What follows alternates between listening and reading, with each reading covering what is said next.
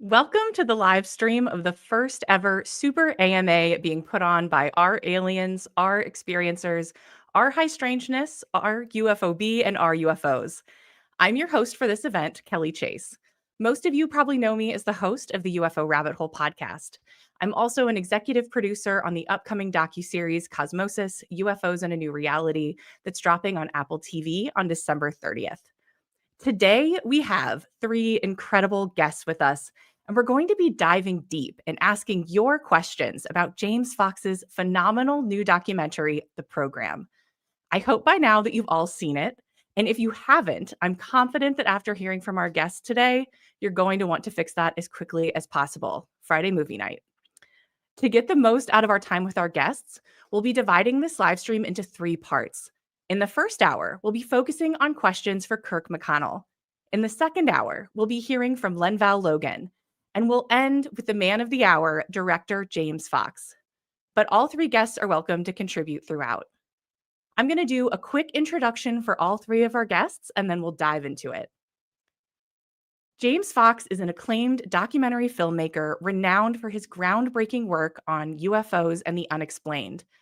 With a career spanning over 2 decades, Fox has become a leading voice in the field of UFO investigation, known for his meticulous research, compelling storytelling, and ability to gain access to high-profile witnesses and experts. His acclaimed films, including Out of the Blue, I Know What I Saw, The Phenomenon, and Moment of Contact, have garnered widespread praise for their balanced approach to a controversial subject and have been invaluable in advancing public awareness around the UAP topic. Kirk McConnell is a seasoned professional with 37 years of experience as a staff member in various U.S. congressional committees, including the Senate Armed Services Committee, the Senate Intelligence Committee, and the House Intelligence Committee.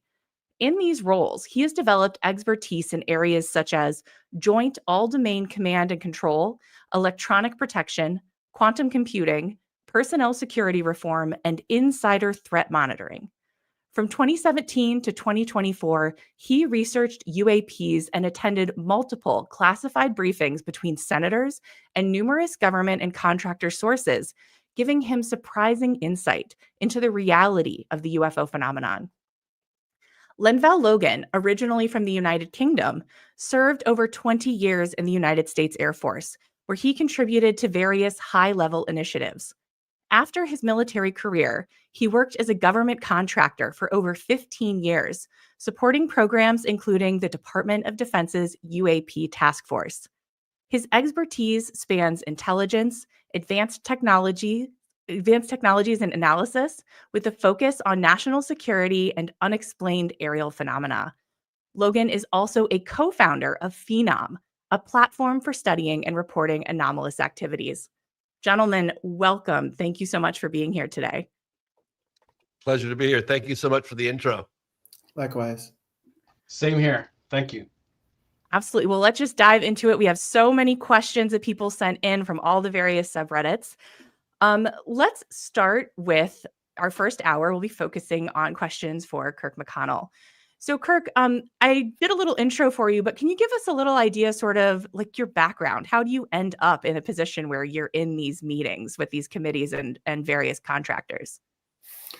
Well, as you noted, Kelly, I spent 37 years on the Hill. I retired this past February, but when I retired, I was serving on the Senate Armed Services Committee, and we ended up getting involved. The staff did in investigating the UAP phenomenon. And, it just sort of grew. I'll talk more about that in a little bit, but that's the essence of it. I spent a long time on the Hill. I'm a congressional institutionalist, if you will. I believe in the role of Congress and the role of congressional oversight. And that's where my perspective comes from on this topic. So based on, these meetings that you've been in, the insiders that you've had the opportunity to speak to, do you believe that the phenomenon is real? And if so, why? Well, I believe that really, if you step back, there's a mountain of evidence out there. Now, I recognize that the mountain of evidence that I'm referring to is also intermixed with a lot of hoaxes and misinformation and so on. But I just believe that any open-minded person that really digs into all the vast UAP literature will see that there's just too many incredible incidents and sightings by credible people, along with, in the modern era, sensor detections, photography and radar. And that's in addition to the published claims of many over the decades that they have had inside information about the existence of secret government UAP-related programs. I think Senator Rubio said it best when he observed that either the executive branch is hiding crash recoveries and reverse engineering activities that have been going on for decades, or we are giving clearances and responsible jobs to numerous people who are, delusional frauds or who like to ruin their own lives for coming forward and making such claims. And either way, we have a problem. I would also add that we have a large number of experiencers reporting direct contact with and certainly numerous abductions by NHI. This community, unfortunately, is still disrespected and ignored largely by the scientific community and society at large. I believe this is probably going to turn out to be a historic mistake, the same way that it was a tremendous mistake not to listen to victims of clerical sexual abuse or the sexual abuse at the heart of the Me Too movement. So I will say that this combination of data sources and testimony is what has finally convinced me that this phenomenon is absolutely real. Amazing. So in your opinion, is this something that the US government, it sounds like this must be something that the US government also thinks is real. Are they surprised by that? Are you surprised by that they think that this is real? Well, yeah, I do believe, I cannot prove, but I certainly do believe that the United States government understands that this phenomenon is real. First of all, we have extensive, Congress that is, has extensive firsthand and secondhand reporting, and credible historical documentation and testimony indicate to me that the answer is yes. Also, I would say this. If the United States government isn't aware and tracking this to the same degree that most of us are, I'd be shocked and ashamed of the government. I believe that the United States government, especially when it comes to national security, is quite alert, and they don't pull punches, and that they get deadly serious when there's indications of a significant national security threat. I believe that the United States government would have investigated this matter very seriously. For example, we have a tendency to date the beginning of the UFO UAP era, to 1947 with Roswell and with the flying saucer reports of 1947. But I think we really need to go back to World War II, if not before. And that I date the government's awareness and seriousness about this to that era, World War II, if not before. I'm talking about the Foo Fighters that people understand was a real phenomenon during the Second World War. But if you read the literature about Foo Fighters, you will quickly recognize, for those of us who are students of the UFO phenomenon, is that the descriptions of these so-called Foo Fighters is exactly the same as what modern witnesses observe today and describe today. These things were all over the European and Pacific theaters. The US and our allied intelligence services were absolutely paranoid during the war about the ingenuity of German scientists and engineers. We were constantly in an anxious state of anxiousness about what secret new wonder weapon were the Germans going to come up with. And I will tell you, if you read the literature, when these Foo Fighters erupted onto the bomber runs in the Second World War in Europe, there was a lot of worry that this was some German superweapon. And the Allied intelligence services were worried about this, and they assigned serious people to track this. It's really interesting to note in this respect that one of the main scientists who was involved in that effort in the Second World War was Howard Robertson. Another figure was Luis Alvarez, who was a subsequent Nobel laureate. They were in Europe studying the Foo Fighter phenomenon. And of course, Howard Robertson emerges again in 1953, heading up the CIA's Robertson panel that came out to advise about how to combat public and academic interest in UFOs. So I think that the government does know, and it's been following this for a very, very long time. That's incredible. And it raises the question, if they are taking this so seriously, does the US government have a hidden crash retrieval and reverse engineering program? Yes, I first would state that, yeah, I believe that they do have both of those things and have pursued this for a long time. Do I have confidence about how much progress they've made? Do I know how many crashes have been recovered? Do I have any idea about the status of reverse engineering efforts? Have they actually achieved alien reproduction vehicles or figured out exactly what the technology is behind the UAP phenomenon? No. But we have certainly had credible sources claiming firsthand knowledge and or involvement to tell senators in my presence that the United States government has had crash recovery programs and reverse engineering efforts, as well as complementary intelligence and counterintelligence activities and operations for decades. There's many others over the last 70 years who have said the same things in various other forums. They've either published books or they've gone to the press or what have you.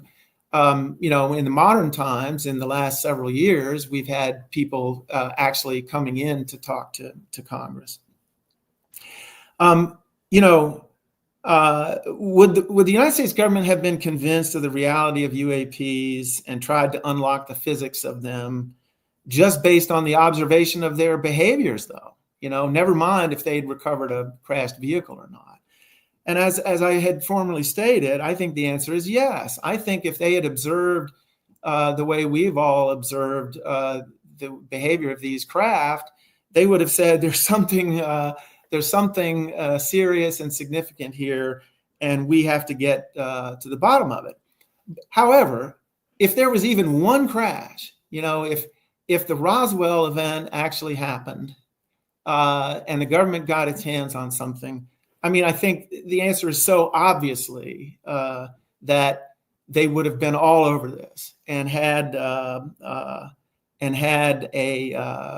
reverse engineering program. They would have said, hey, if one of them crashed, maybe there's going to be others. We need to be prepared for that. We need to be ready to go pick them up, including if they happen to crash outside the United States.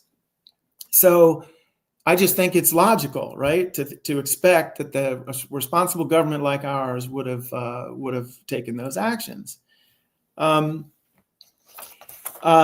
Moreover, once you believe, I mean, once the government sort of believed that this was real, they certainly would have established aggressive intelligence programs to find out what this phenomenon is all about, as well as understanding what our adversaries and even some of our partners and allies around the world might know about it.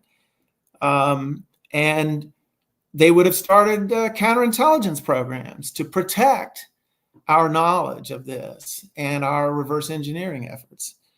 So to me, data and logic indicate to me that this is the United States government has been doing this for some time. Yeah, fascinating.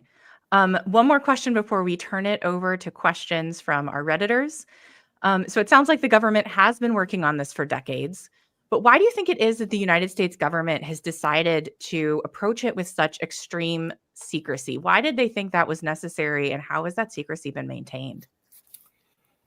Well, this is speculation on my part, because we really don't have sources who have given us accounts of this. Certainly back at the beginning when it all started, but if we date the era of UAP interest and activities on the part of the United States government to the mid, to late 40s, you just have to think back. Orson Welles' War of the Worlds, the panic that ensued from that happened in 1938. That's like yesterday. If you go back to the late 40s and early 50s, it was not a distant memory. I think, in addition, you have to consider that the Manhattan Project, by the time we get to the late 40s, it was evident that the Soviet Union had in fact penetrated the Manhattan Project. Espionage activities had been successful. They had knowledge of the Manhattan Project before we ever lit off the bomb. So that had to have been a painful, searing lesson for the United States government about what it takes to really protect a really important matter. I also believe that certainly even more so than now, there was a presumption that disclosure of such a momentous discovery as this would have led to a kind of, you name it, demoralization of the population, a crisis of faith within the world's great religions. And at a time when the world was just recovering from the Great Depression, from this existential struggle with fascism and Nazism in the Second World War, and we were, of course, at the beginning of the Cold War, another long, drawn-out existential battle with totalitarianism. So, these are powerful motivations for the government to hush this up and protect it. I will also say that when the government establishes a special access program, something very important that they adopt extraordinary security measures to protect, they also they also really get serious about security. They mount vigorous counterintelligence efforts to protect it. They will resort to disinformation, compartmentation, and total denial. These are standard practices.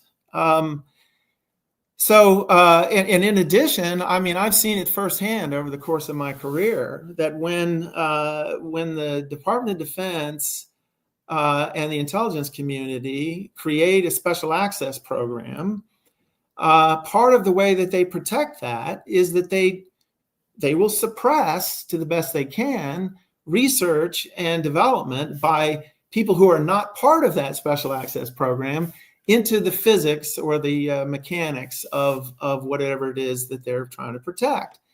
And this extends even to research on what the Soviet Union or Russia might be doing, or what China might be doing.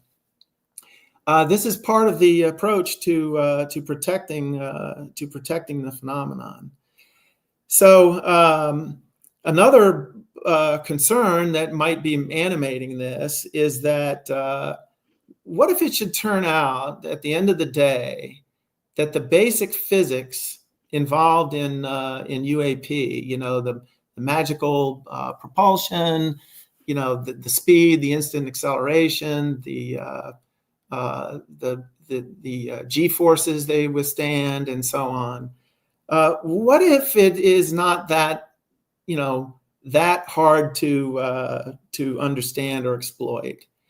I recognize that this is a real stretch, because we're all amazed by the sophistication and advanced nature of these craft. But what if once you know it, that it's not that hard to understand?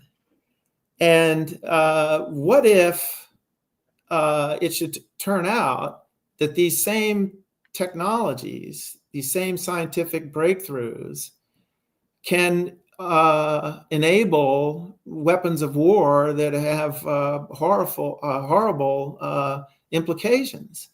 And what if the calculation is that,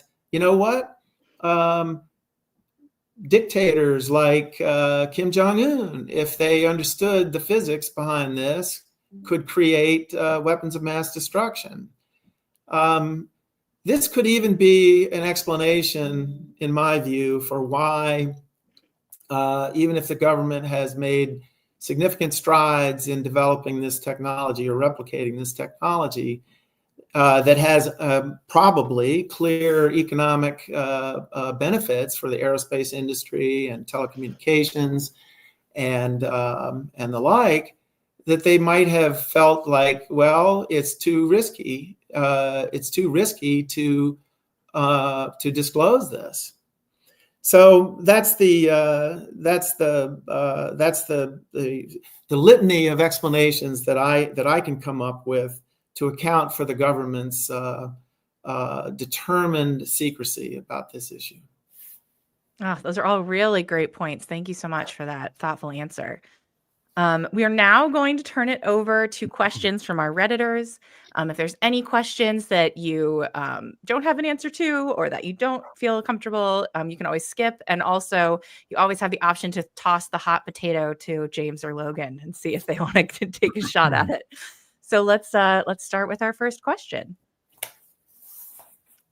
All right. This question comes to us from Shiitake Barbecue in the R Alien subreddit. If there is an NHI disclosure attempt, is there or should an NHI greeting committee be formed that is comprised of non-military, non-government agencies, but mostly reputable international citizens, to be a transparent channel for communications with NHI? Thank you. Well, I've not personally even attempted to ponder questions like this, because I think it really cannot be answered until we know what the government knows. We have really no idea the extent to which, if any, the government has made contact. We certainly hear hear reports and assertions about it, but I don't think, well, certainly speaking for myself as a congressional staff member, I don't have any confident understanding about this. And we don't know what the government has been able to achieve. You know, is there more than one NHI species that we are aware of?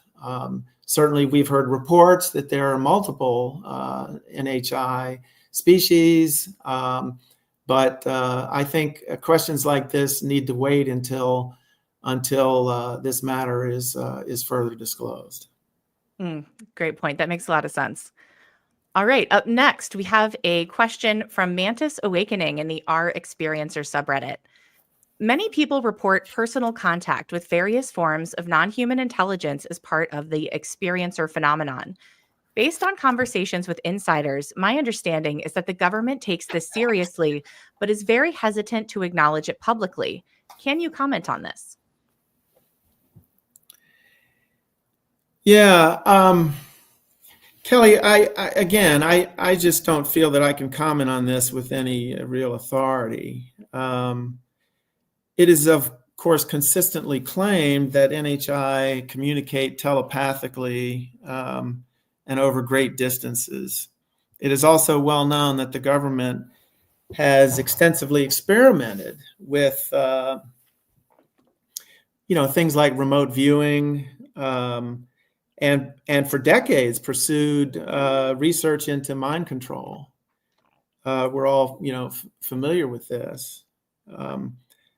It's interesting that this research started in the 1950s. Might this research have been linked or based on what the government discovered about NHI communications? I do think that it is a logical inference to conclude this. It's also often rumored that indigenous peoples have much higher propensity for nonverbal communications with NHI. And there are, of course, rumors that the United States government has actually targeted such population groups for recruitment. But I have no inside knowledge about this one way or the other. That makes a lot of sense. Thank you for your answer. Up next, we have a question from Toxic Toy from the R HighStrangeness subreddit. David Grush has stated, quote, "There is a sophisticated disinformation campaign targeting the U.S. populace, which is extremely unethical and immoral," end quote. Did you find evidence of this campaign in your investigations? And if so, does it extend to social media, including Reddit, today? Well, the evidence, this is an evidence question. I don't know what constitutes evidence. I think it's a tricky matter. I mean, certainly much has been written and said alleging this over a long period of time that has made its way into the public sphere, and privately credible sources have reported this same allegation to Congress. And some of these are credible sources that the government has conducted exactly these kinds of operations. I do not know for sure the answer to this. I think that we can't rule it out. I think when it comes to something that the government thinks is a core national security secret, that I don't have trouble imagining that this is correct. Absolutely. Do you have, this is just a follow-up question from me, for people who are concerned about disinformation on social media or on Reddit, what do you think are some of the better sources that people can look to for information about the phenomenon that's reliable?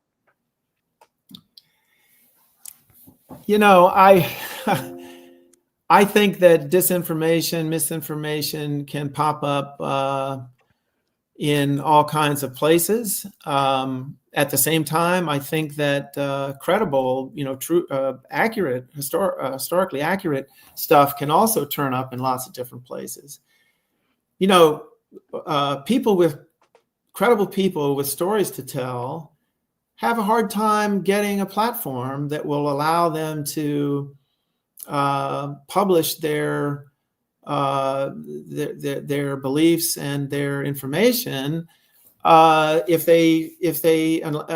they publicly identify themselves, for instance. And this can lead even the most credible sources to resort to secondary and tertiary types of outlets to post their message. So, I really think that the answer to this question is that you just have to educate yourself. You have to read as much as you can and develop a sense of what you can, think is credible or not, and see what everybody else thinks about it. At the same time, I think, you just also have to accept that there's going to be a great deal of uncertainty around this topic until the day when there is disclosure and there is real congressional oversight and the news media really gets after it and so on to get a really accurate, detailed picture to emerge, is what I would say. Great advice. Thank you. We'll go on to our next question from AWM19 Delta on our UFOB subreddit. What should the average citizen be doing to prepare for the impact of disclosure? Listen, I just would say I truly do not know the average citizen to prepare for the impact of disclosure. I mean, I'm tempted to say, go buy yourself an igloo in Alaska or something. No, but I mean, I don't know. I truly don't. I haven't. I've had enough trouble over the last 7 years getting my head wrapped around the reality of this. Never mind, thinking about how I prepare for disclosure and the impact, the various types of impacts it could have. So I have nothing to advise people on. Well, I'll still be looking at igloos on Zillow after this, just in case. So, Yeah. We can move on to our next question. This one comes from Quantum Earwax in our UFOs. As far as you know, is the Intelligence Community Inspector General or the Department of Justice currently conducting an investigation into David Grush's UAP crash retrieval claims? And how many members of Congress are privy to the 11 hours of classified testimony that Grush provided HPSCI and SSCI with before going public? Have attempts been made to make it available to other members of Congress? Well, I'm at a bit of a disadvantage with respect to this question. I would say, first of all, I'm unaware of any ongoing intelligence community inspector general or Department of Justice investigations into Dave Grush's claims or complaints at this point.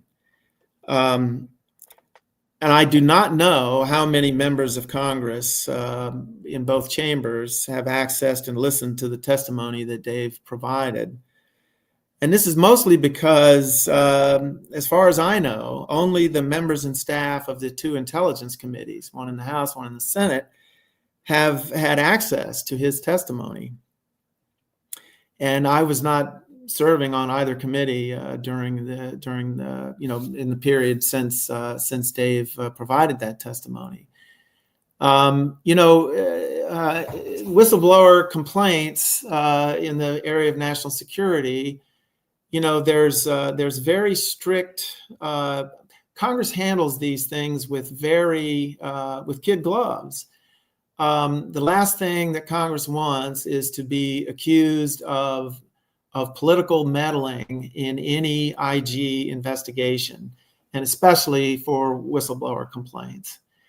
And as a consequence, when whistleblower complaints arise, Congress just backs off and lets the Inspector General process run its course. And so it's a little different for the intelligence committees. They have been sponsors of a lot of whistleblower legislation, and they get access. But the armed services committees do not really. So I'm mostly in the dark on the answer to that question. A quick follow-up question. In terms of just the conversations that you have had with various Congress people, what are their opinions on David Grush's testimony? Are they frustrated that they haven't been able to hear more from him? Well, yeah, I mean, I have not personally by any means asked any senator about their, personal opinions about this. So I can't answer the question with respect to what senators think, any senators. I do think that there's bound to be some disappointment that the mass of senators have not been able to see specifically what he has asserted. But that's logic and speculation on my part. That makes sense. Thank you. All right, we'll move on to our next Redditor question. This one comes from SotoMexW. I hope I'm pronouncing that right, from Our Aliens. Given the allowance of the impingement of restricted airspace, has this government been reassured that these entities are of no threat whatsoever? It seems that must be the case. Could the idea be that they are of such advancement that our physically bound defense mechanisms are as meaningless to them as dandelion fluff on a breeze, and they have no intention or need to hurt us? Well, once again, I sound like a broken record, but I really don't think I have a foundation or a basis to answer this question. My uninformed assumption is that NHI that can get here from very far away across the universe, that they have technological superiority, and that would afford them the ability to go where they please without much, if any, risk at all. With respect to whether the United States government is quote allowing this, I have no idea. Yeah, maybe we have no choice but to allow it. Who knows? I think there are some observers who would suggest that we haven't been invaded, we haven't been blown up, despite the fact that there's been a lot of UAP visitations. That maybe the United States government has gained confidence that they do not present a mortal threat to mankind or to the United States, and therefore is sort of like has a degree of equanimity about these visitations. We just don't know. Yeah, absolutely. It's fun to speculate, though. Absolutely. Yeah. We can move on to our next Redditor question. This one is coming to us from the thread you follow on Our Experiencers. Are NHI capable of producing 0-point energy? And if so, could that be the reason for the truth embargo? Yeah, well, 0-point energy. I have sort of thought about that. I have some notes about it. I think, I can't find that, but let me just say that I'm not a scientist. I don't even, wouldn't even pretend to play one, but I certainly do my best as a layman to follow the science about this. And, I, like so many interested observers, put great faith in in the theories of and work of Dr. Harold Puthoff and Dr. Eric Davis, to name just two, but they're certainly prominent. And I think that they clearly are of the belief that this is the best candidate for explaining how UAP craft are able to traverse the cosmos. Tapping into the 0-point energy field, and engineer and thereby finding ways to engineer the space-time metric is what it could enable theoretically, the necessary means, faster than light travel, anti-gravity, huge energy sources for propulsion, and so on. So yeah, I think it's a reasonable conclusion that the 0-point energy field, or the physical vacuum, or the quantum vacuum, whatever you want to call it, and there are many terms, is likely where the physics of this lie. Yeah. Oh, that's fascinating. We're going to shake it up real quick because I think that James has a question for you. Very quick question. Thanks so much, Kirk. I'm thoroughly enjoying listening to you. Without violating any security clearances or classified details, could you put us in the room with a firsthand witness and describe what it felt like and what the expressions of other potential senators that may have been there, again, no names, what it was like to listen from a potentially firsthand witness? Can you put us in the room and tell us what the atmosphere felt like? Well, James, I don't think in a way that it's very hard to imagine. It's certainly I speak to myself. What was going through my mind is shock and kind of reeling. It's a tough thing to get your mind around, and to be confronted with it, coming from another person whom you find credible based on their credentials and their clearances and their background and all that. It certainly it makes it hard to go to sleep at night, for a good while. What did the senators, did they have a sort of slack-jawed appearance as well, or was it just?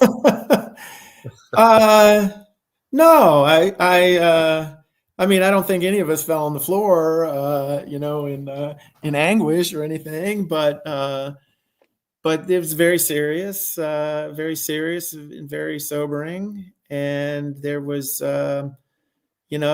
just rapt attention to what was being said and trying to absorb it. They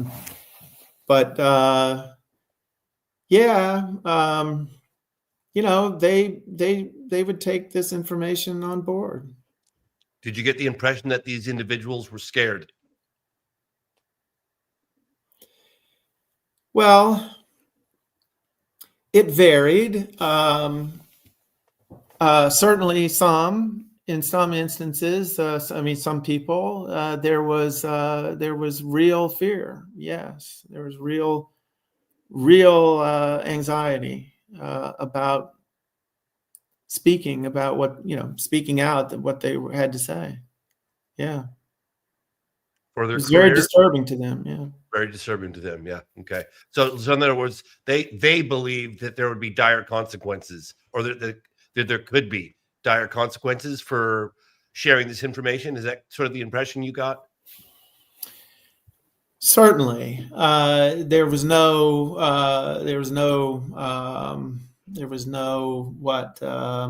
mistaking that. They made that perfectly clear what they felt like the stakes were for them. But I also think that there was an element of for them of having it just cross their lips in a setting like that. say what they had to say. You know, it was sort of momentous for them, I think, as well.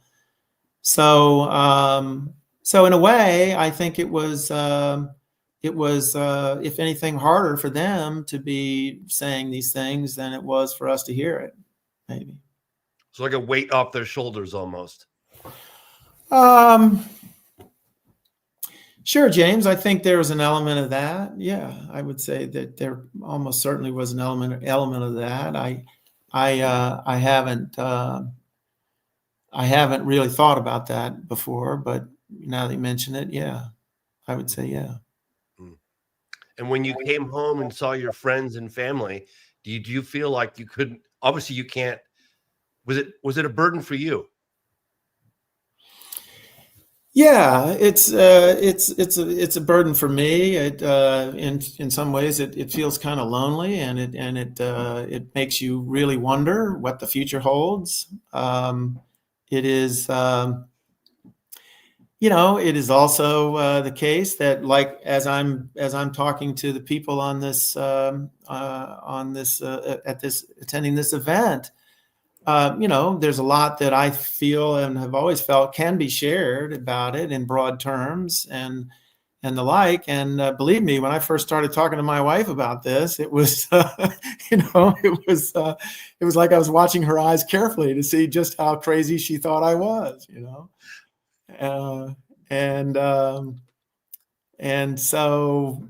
And I will say that, I could see flashes going across her mind, is like, oh my God, after all these years, did I really marry the guy from A Beautiful Mind, so yeah, it's, I'm sure everybody who has come to accept the reality of this has been through a similar experience. It's like, holy God, Yeah. Yeah, but so you kind of came to that conclusion on the inside, and I kind of came to that conclusion on the outside, right? So my field investigations is what led me to believe David Grush was telling the truth, not just because David Grush testified under oath to a bipartisan group of lawmakers, but it aligned with my research in the field. James, I get that, and certainly there is a difference, but it's not fundamentally different. So much of, would I have believed these people if that was the only source of information about this? I think the answer is it would have been much more difficult to push the I believe button if not for this mountain of external evidence, which is the stuff that you have waded through yourself and produced some of it, right? There's just so much out there to consider, to evaluate, to weigh, and to factor that into, how you respond when someone is telling you face to face that they have inside knowledge of this. After all, there have been books written by people claiming the same thing, right? Claiming inside direct firsthand knowledge, right? Philip Corso, there's lots of them out there, right? Yeah. So what I'm relating is just, a handful of modern face-to-face revelations, but there have been others that you have researched yourself. I'll shut up now. Go back to the Reddit question, but I just had to get that one because I was so curious. Well, thank you for those questions, James. Fantastic questions. Why you're so good at what you do. And Kirk, thank you for sharing all of that with us. We are ready for our next question. Give me 1 second because I lost my screen in the middle of all that. Okay, here we go. This question comes from Zentigrate 108 from our HighStrangeness. What have insiders said about how to overcome the legal issues blocking disclosure specifically regarding Hal Puthoff's comments in the program. Well, I'm not terribly comfortable addressing this question. It is. I'm not a lawyer, and anyone listening or subsequently reading any transcript about this should always consult a lawyer themselves if it's pertinent to their plans or circumstances. But it is my personal view, and I absolutely stress that this is a personal opinion, that people with knowledge of what the government knows and has been doing can share their information with congressional committees, with individual members of Congress, with little to no risk of being held legally liable for violating their security oaths and non-disclosure agreements. I do know lawyers and some lawyers who have been thinking about this question advise that there are no cases that they are aware of where the government has even tried to do this.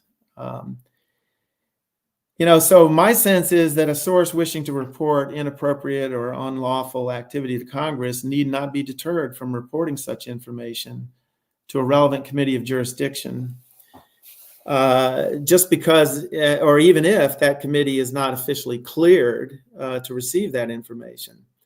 I mean, if you think about it, otherwise Congress would be in an impossible bind. If the executive branch is hiding a program or activity or information from Congress, and they're saying to their employees, you can't tell Congress about this, or you're going to get, or you'll get prosecuted. How in the world is Congress ever supposed to uncover this? Unlawful, from congressional perspective, unlawful activities. Furthermore, I think the United States government itself is in a bit of a bind here. After all, the government says this is all baloney. We don't have any such crash recovery or reverse engineering program. We are as in the dark about UFO, UAP as the general public.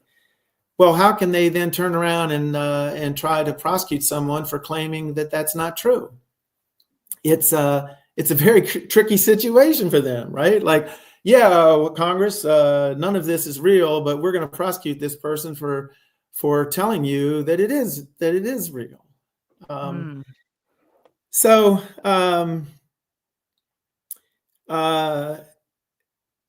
yeah, let's. I'm fundamentally asking the question: can you take legal action against someone for informing Congress about programs that officially do not exist?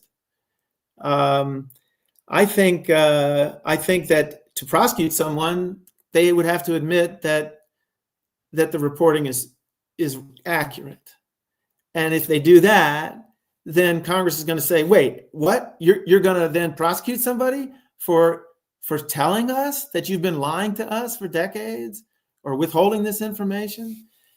So, look, I think that if I were a person in the shoes of a Hal Puthoff or anyone else, you bet I'm going to be concerned about the legal repercussions of me coming forward, even if I do it in private. That I ask Congress not to out me. That's a serious thing to ponder. But I also think that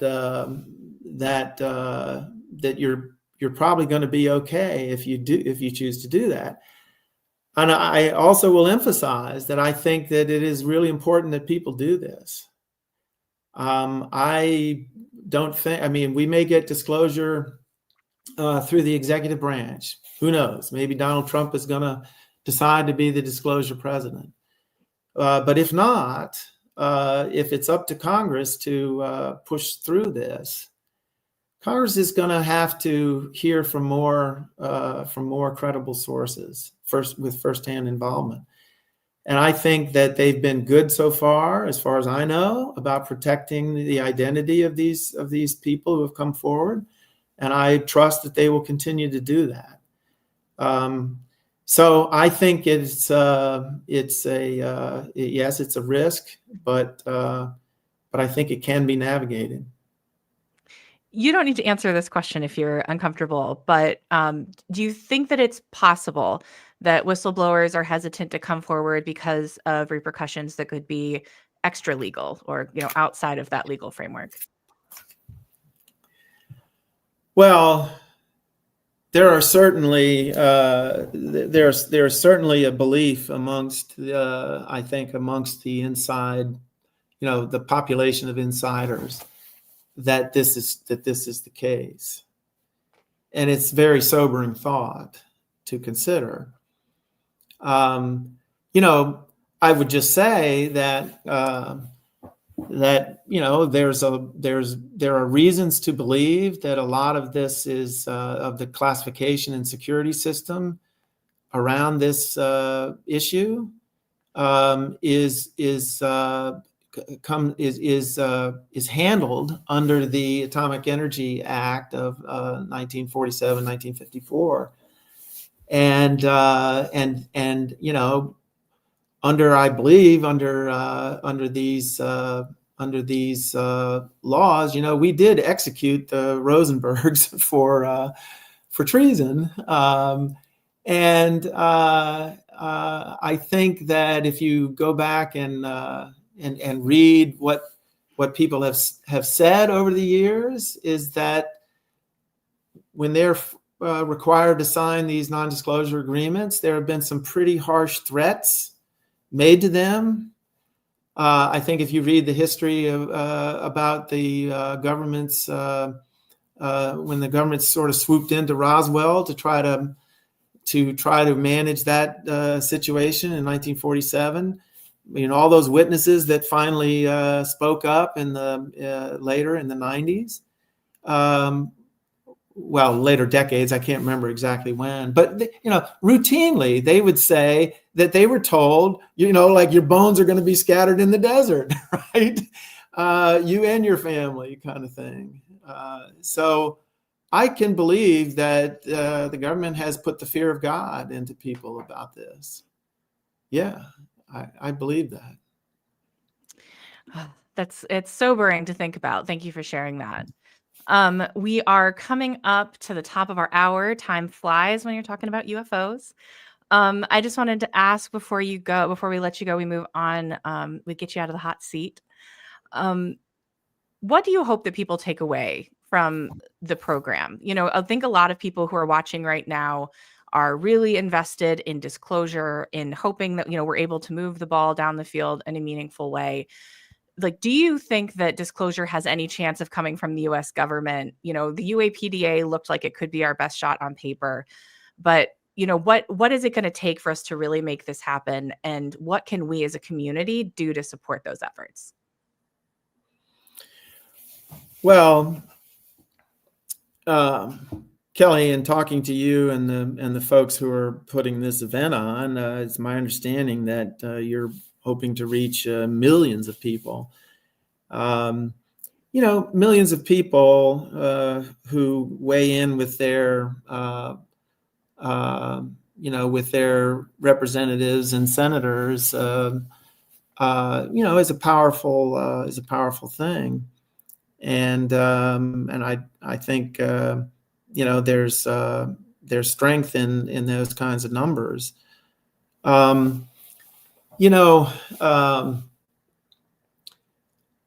Is it what can we hope for? Is to just keep pressuring, keep pushing, and getting yourselves organized.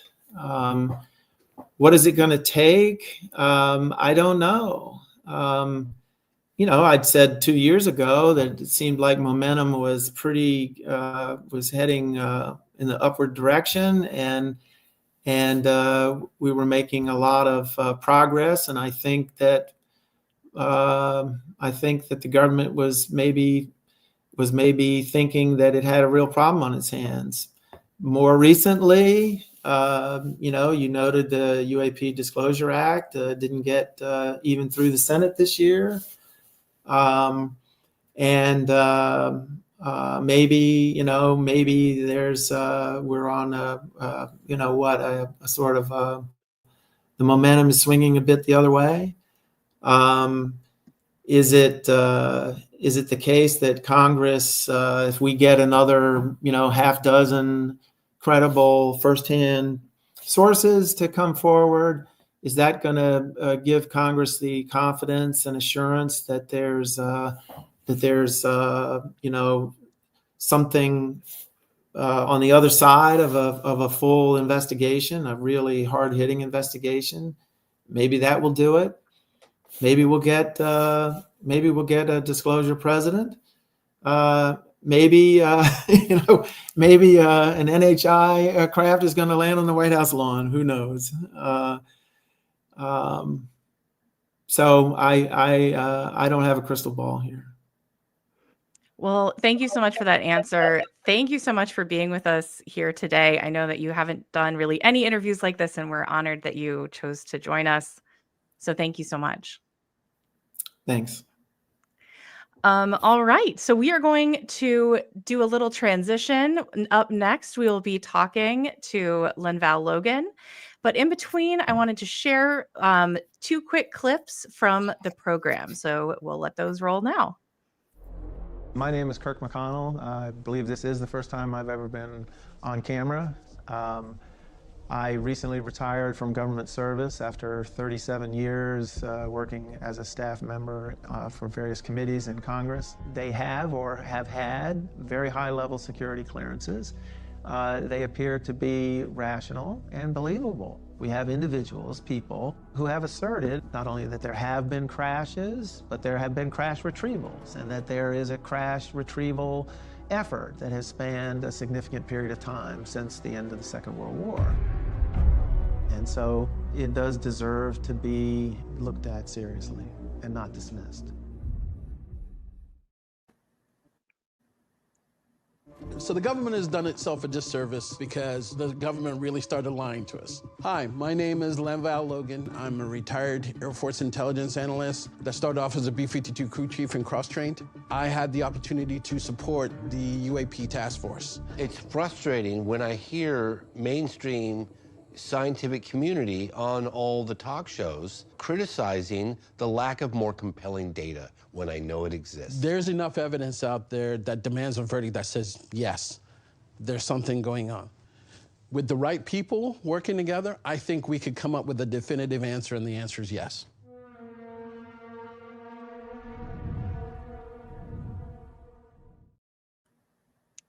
All right. If you haven't seen the program yet, you need to. Obviously, it's very exciting. And we are very excited now to speak with Logan from the UAP Task Force. Logan, welcome to the live stream. How you doing? Great, great. It's so wonderful. I'm having the time of my life. You kidding me?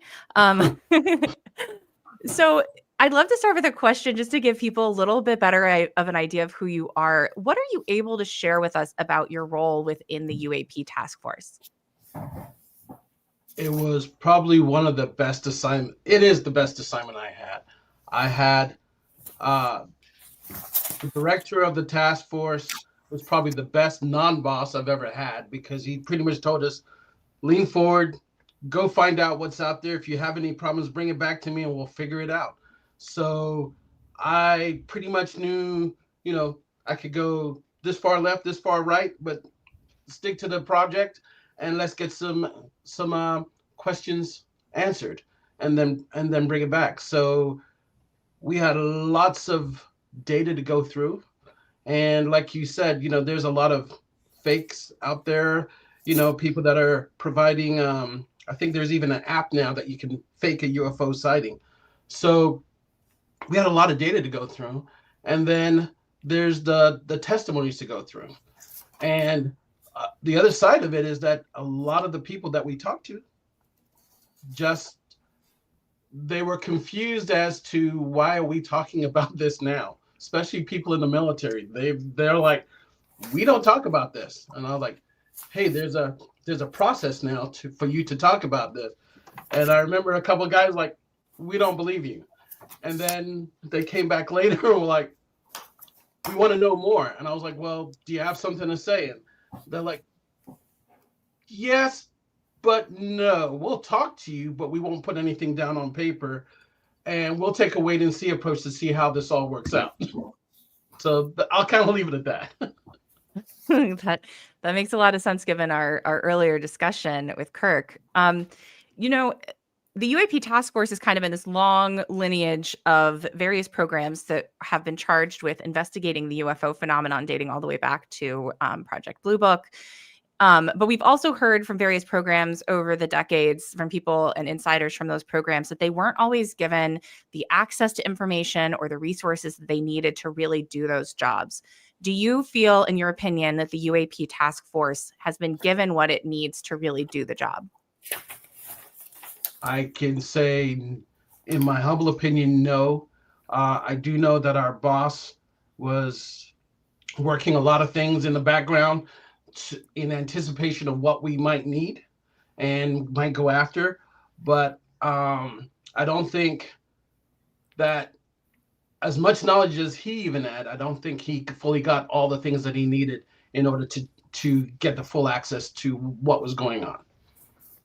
Is it hard to know what it is that you need? Like, are there enough unknown unknowns that it's even hard to know what to ask for? Or do you have a really clear idea from within the program what you would need to really do the job fully? As an individual coming into the program, I think it would be hard for you to know what to ask for. But again, the leadership, they were kind of leaning forward to kind of anticipate what they thought we needed. And they would update us and we would get briefings and we would talk. But at the end of the day, myself, I don't think I knew what I was going to be getting myself into. I was excited. Don't get me wrong. I'm very excited to go track this stuff down, but I just don't think I fully understood what I was getting into. I can imagine. Do you believe that there's a way to share more of the information about UAPs that's been collected by the UAP task force with the public without seriously compromising national security? And if so, what would it take for that to happen? I have to say, I really don't know. There's some data out there that is unclassified, and I think it could be shared, but or at least it's FOUO for official use only, something along those lines. But at the end of the day, for them to release the data that we have, it might create more confusion, or it might sit there and go, hey, all right, we've got this, but now what do we do with this? Because anything that the task force gives out, there is too much speculation on where it came from. How did we get this? What are we really seeing? And I think it creates a lot of confusion. I think the idea was gather as much information as we could, make sense of it, then present it. And then that way we could explain to people the left and the right and, hey, this is what we got. But I don't think that took place as much as we wanted it to. That makes sense. In the program and in that great clip that we just saw, you basically said that if you got the right people working together, that they would be able to come up with a definitive answer about the origin of the phenomenon. Can you talk about what skill sets you think might be needed to make that kind of a determination? Well, initially, I just thought academia, historians, anthropologists, imagery analysts, you name it, even psychologists. This has to be something that's a joint effort. I'm an intel analyst, all right, but there's only so far I can go, all right. Now we need people like Ryan Graves and Commander Fravor and Commander Dietrich and other people to weigh in and say, okay, we saw this, it did this, and now here's what we got. Then the intel analysts take it, and then they do their thing. But at the end of the day, you got to have some really good outliers that you can put in front of academia so that after academia has looked at it, it's something that we can hand to Congress or whoever the right people are to say, this is what we got. And I think if you have enough people and the right people using the right tools, not everything, it's not the government. I don't think you need the government to do this. I think you need the public to solve this problem, or at least collect enough data so that you can put it in front of the right people to get a definitive answer of, yes, there's something else going on here. That's a great point. I know that we're seeing over the last few years the emergence of more of these academic organizations like the Galileo Project and the Soul Foundation that are focused on kind of bringing a more academic, multidisciplinary approach to this topic. Are you seeing a willingness within the Department of Defense, and within the UAP task force to work with those organizations, or do you think that we still have a ways to go before they're really, willing to work with them in that way? Well, the UAP task force is no longer there. It's now run by Arrow, which I think is a little different. However, I think that there's a ways to go with a lot of these different organizations between Soul, between SCU down in Huntsville. There's groups overseas because this is a worldwide problem. NHIR in Australia, they're looking into it. There's groups in Europe. I think each one of those groups needs to engage with their government POC to see where they can do the most, where they can assist. Because it's, the governments themselves, they may have limited monetary resources, but they don't have eyes everywhere, okay? The people do. And I think a lot of things have been lost because people haven't spoken up because of the stigma. I still bump into people today that have, oh my God, I got to tell you all this. And I'm like, hold on. Did you call Newfort? Did you call MUFON? Did you get this documented officially? And they're like putting their head down in shame, like, no. And I was like, I don't mind you telling me because I need to get this data, but I need you to get it officially documented so that once it's in some type of documentation, somebody else that sees that same information goes, hey, I was around then. I saw that. And now they can add to the story as to what this thing is. And one of the things I do want to add is that one of the things I was constantly doing was trying to compare what the public population was seeing to what we had in the military. And the reason why that was important was because when the military is doing something, usually it's by happenstance that we catch said object, whatever. All right. And we may see it for a moment in time. We may see it for an extended period of time. And we may characterize everything. But the general populace, they're probably going to see it as well from a totally different point of view and see something totally unusual that the military did not capture. Okay. And so it's that whole of effect approach that we need to be able to sit there and say, we know if it's a triangle, it does X, Y, Z, does this, does that, whatever. But if it's this, it does these other things, and have a whole approach instead of trying to engage on something where we only have part of the information. Great answer. Thank you so much for that.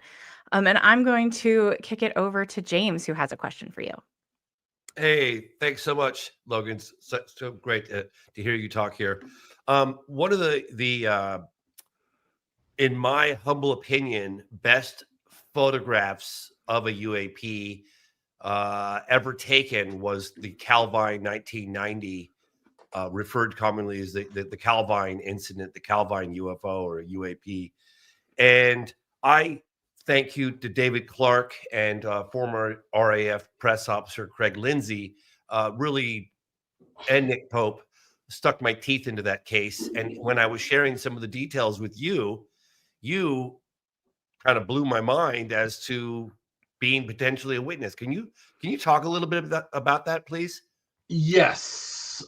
So in January 1990, I was assigned to go to my first first intel unit overseas, going to Europe, and the exercise that normally would take place back then. Anybody in the military that's been in since the 80s and the 90s would know the term reforger. Stands for return of forces back to Germany, because we always thought we were going to fight in the Fulda Gap against Russian forces. And what was funny was on the flight over to Rhine-Main, the base that was open at the time, we were between Iceland and Scotland, and I was eating on a Philadelphia cheesesteak. If nobody's been to Philly, go get a cheesesteak, by the way. Anyway, we were coming down and the sun was just coming up, and me and the guy that was sitting next to me were eating, and I looked out of the window and there was a diamond-shaped object zigzagging in the clouds. And I was like, what is that? And the guy's like, yeah, what is that? And then all of a sudden it dawned on me, hey, I'm going to my first intel assignment. Oh my God, this is probably some super secret, cool, what do you know? I'm going to find out about it. So I kind of played it off. This thing disappeared in the clouds and we landed. And I asked my bosses at the time, hey, what's out there that does all the zigzaggy stuff? Everybody looked at me like I was an idiot. So I found out years later, shortly after, I had NATO AWACS show up where I was at. They said, hey, what are you doing with the Americans? You're from England. You should come fly with us. So I was like, sure. So I took that as the opportunity to ask the question, what's out there that's doing all the weird zigzaggy stuff? And they were like, you know. And I was like, no, I don't know. And so they showed me this tape and they said, I saw something whiz right through the air traffic of all the aircraft that were flying around. And I said, what was that? They said, that was your SR-71. And I said, oh, then that's not it. And then they pulled out something else and they showed something zigzagging just like I saw it in the clouds over between Iceland and Scotland. And I was like, yeah, that guy. And they said, we don't know who he is. We always thought you guys knew who he is. We always just assumed it was you Americans playing with us. So long story short, to fill in the rest of what James is saying, this was also at the tail end of the Belgian wave, which I didn't know anything about. But after I did the interview with James was throwing something at me and he showed me the Calvine picture and it was the exact same thing that I saw. And I was like, what is that? Because I had never heard of this Calvine picture.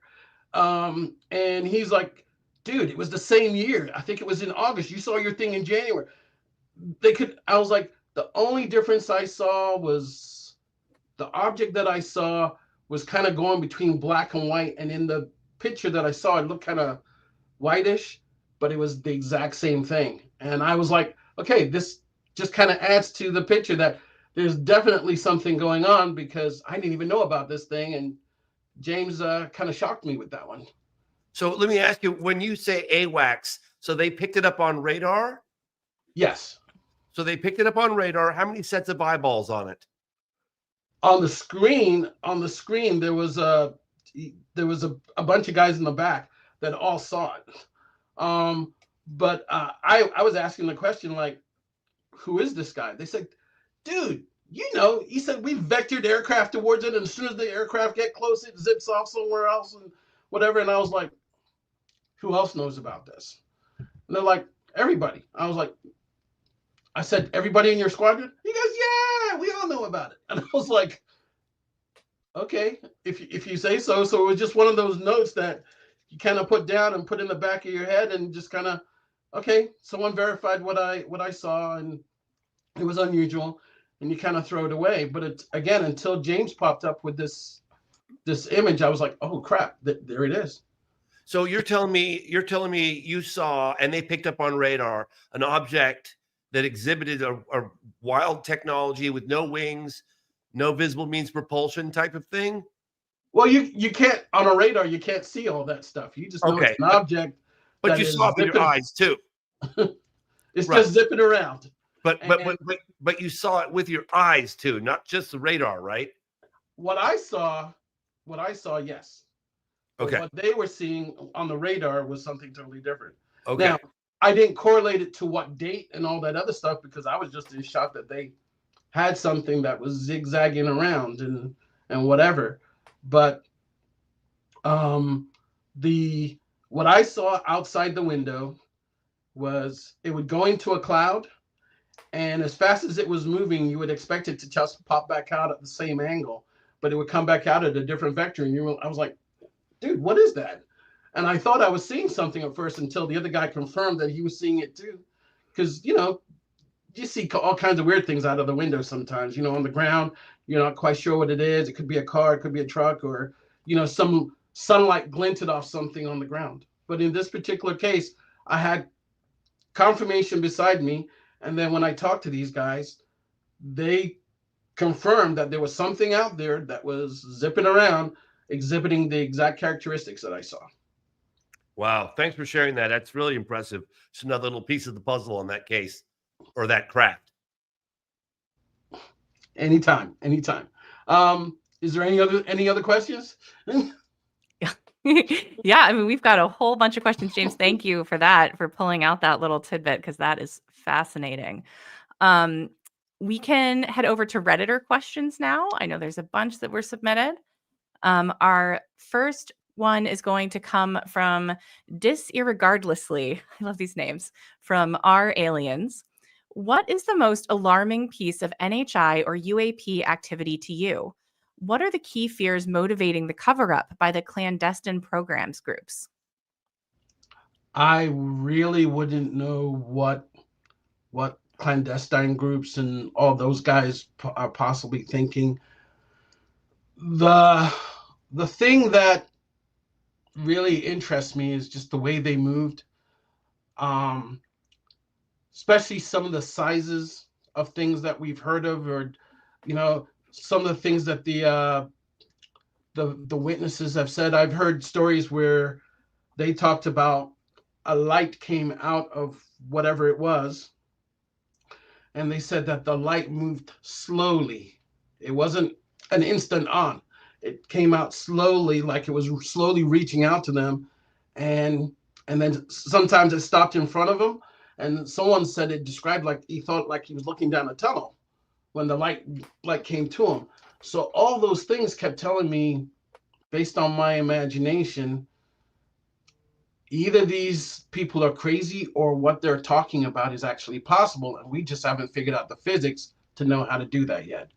And that's pretty much what really took me in to say, now that there was this UAP program and I was a part of it, I wanted to know more about, because we talk about things moving at 18,000 miles an hour, and then it does a left-hand turn or a right angle turn or go up.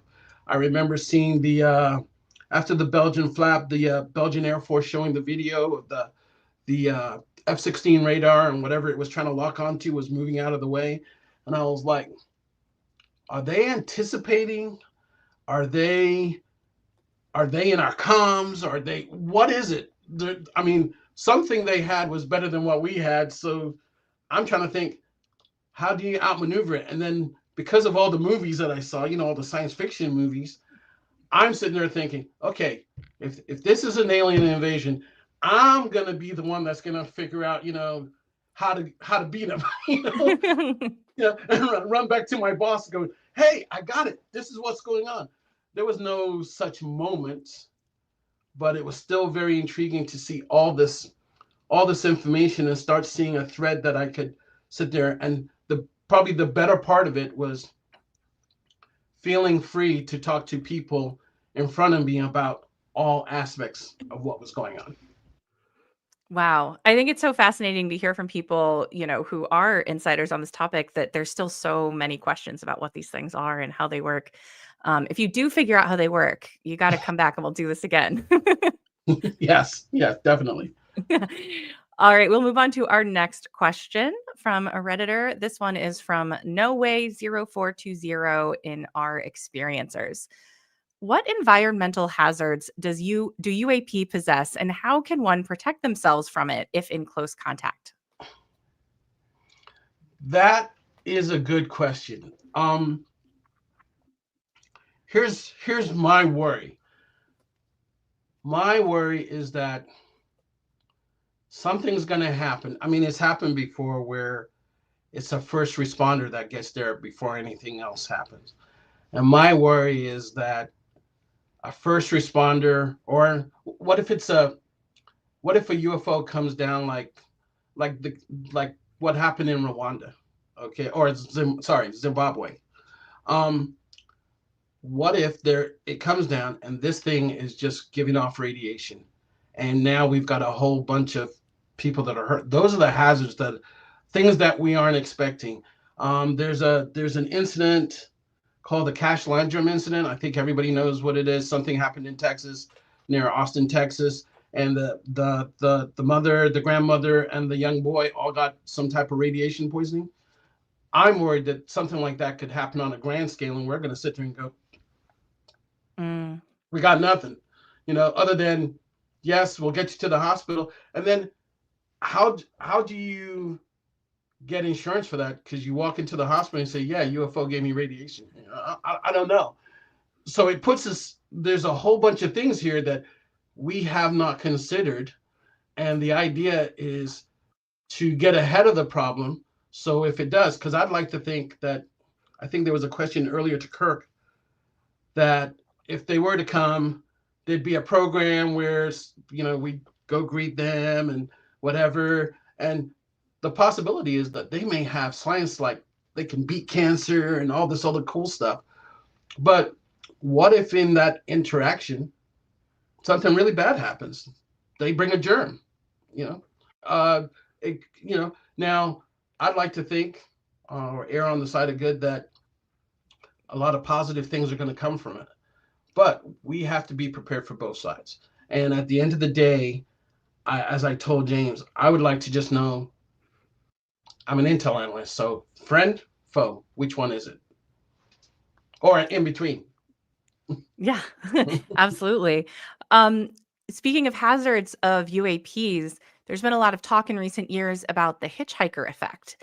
Is there anything that you're able to share with us about the hitchhiker effect and what that might be, how it works, any thoughts you have?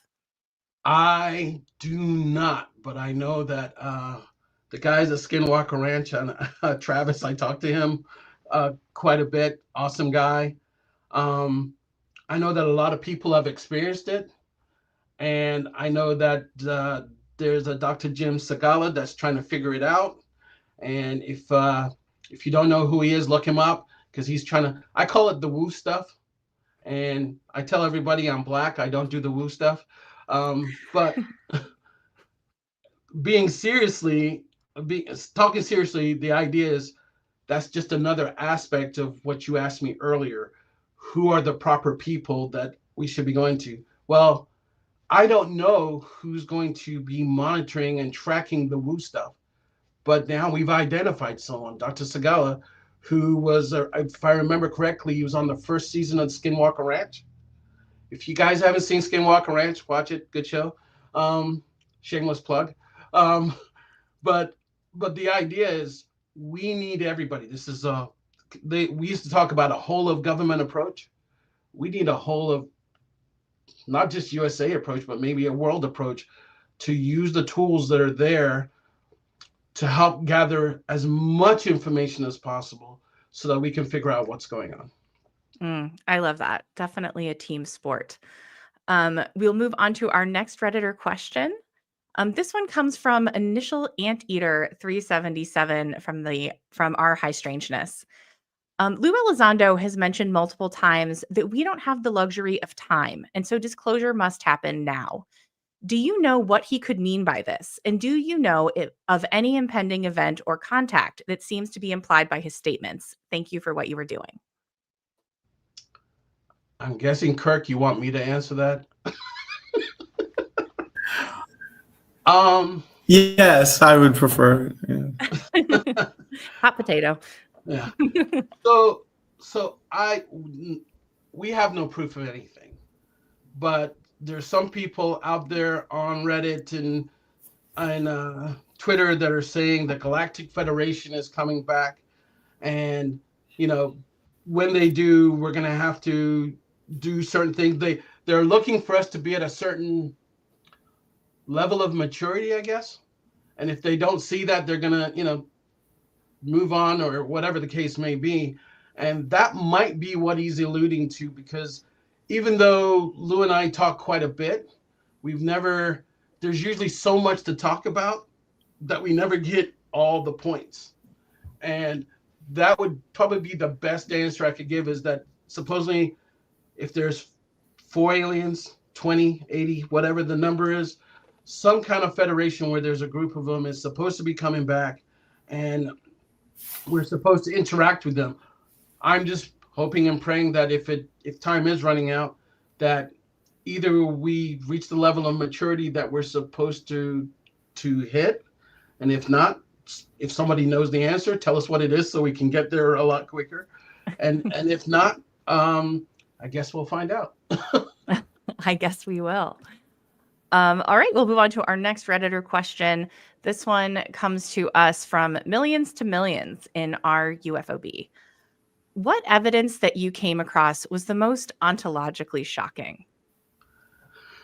There's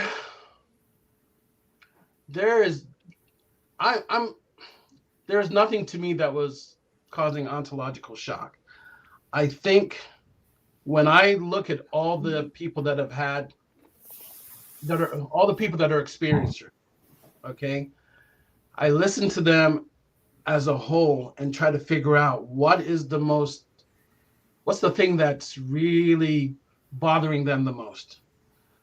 And I think it's the not understanding of what is really going on, because I think all of them seem to say, why me? What's so special about little me?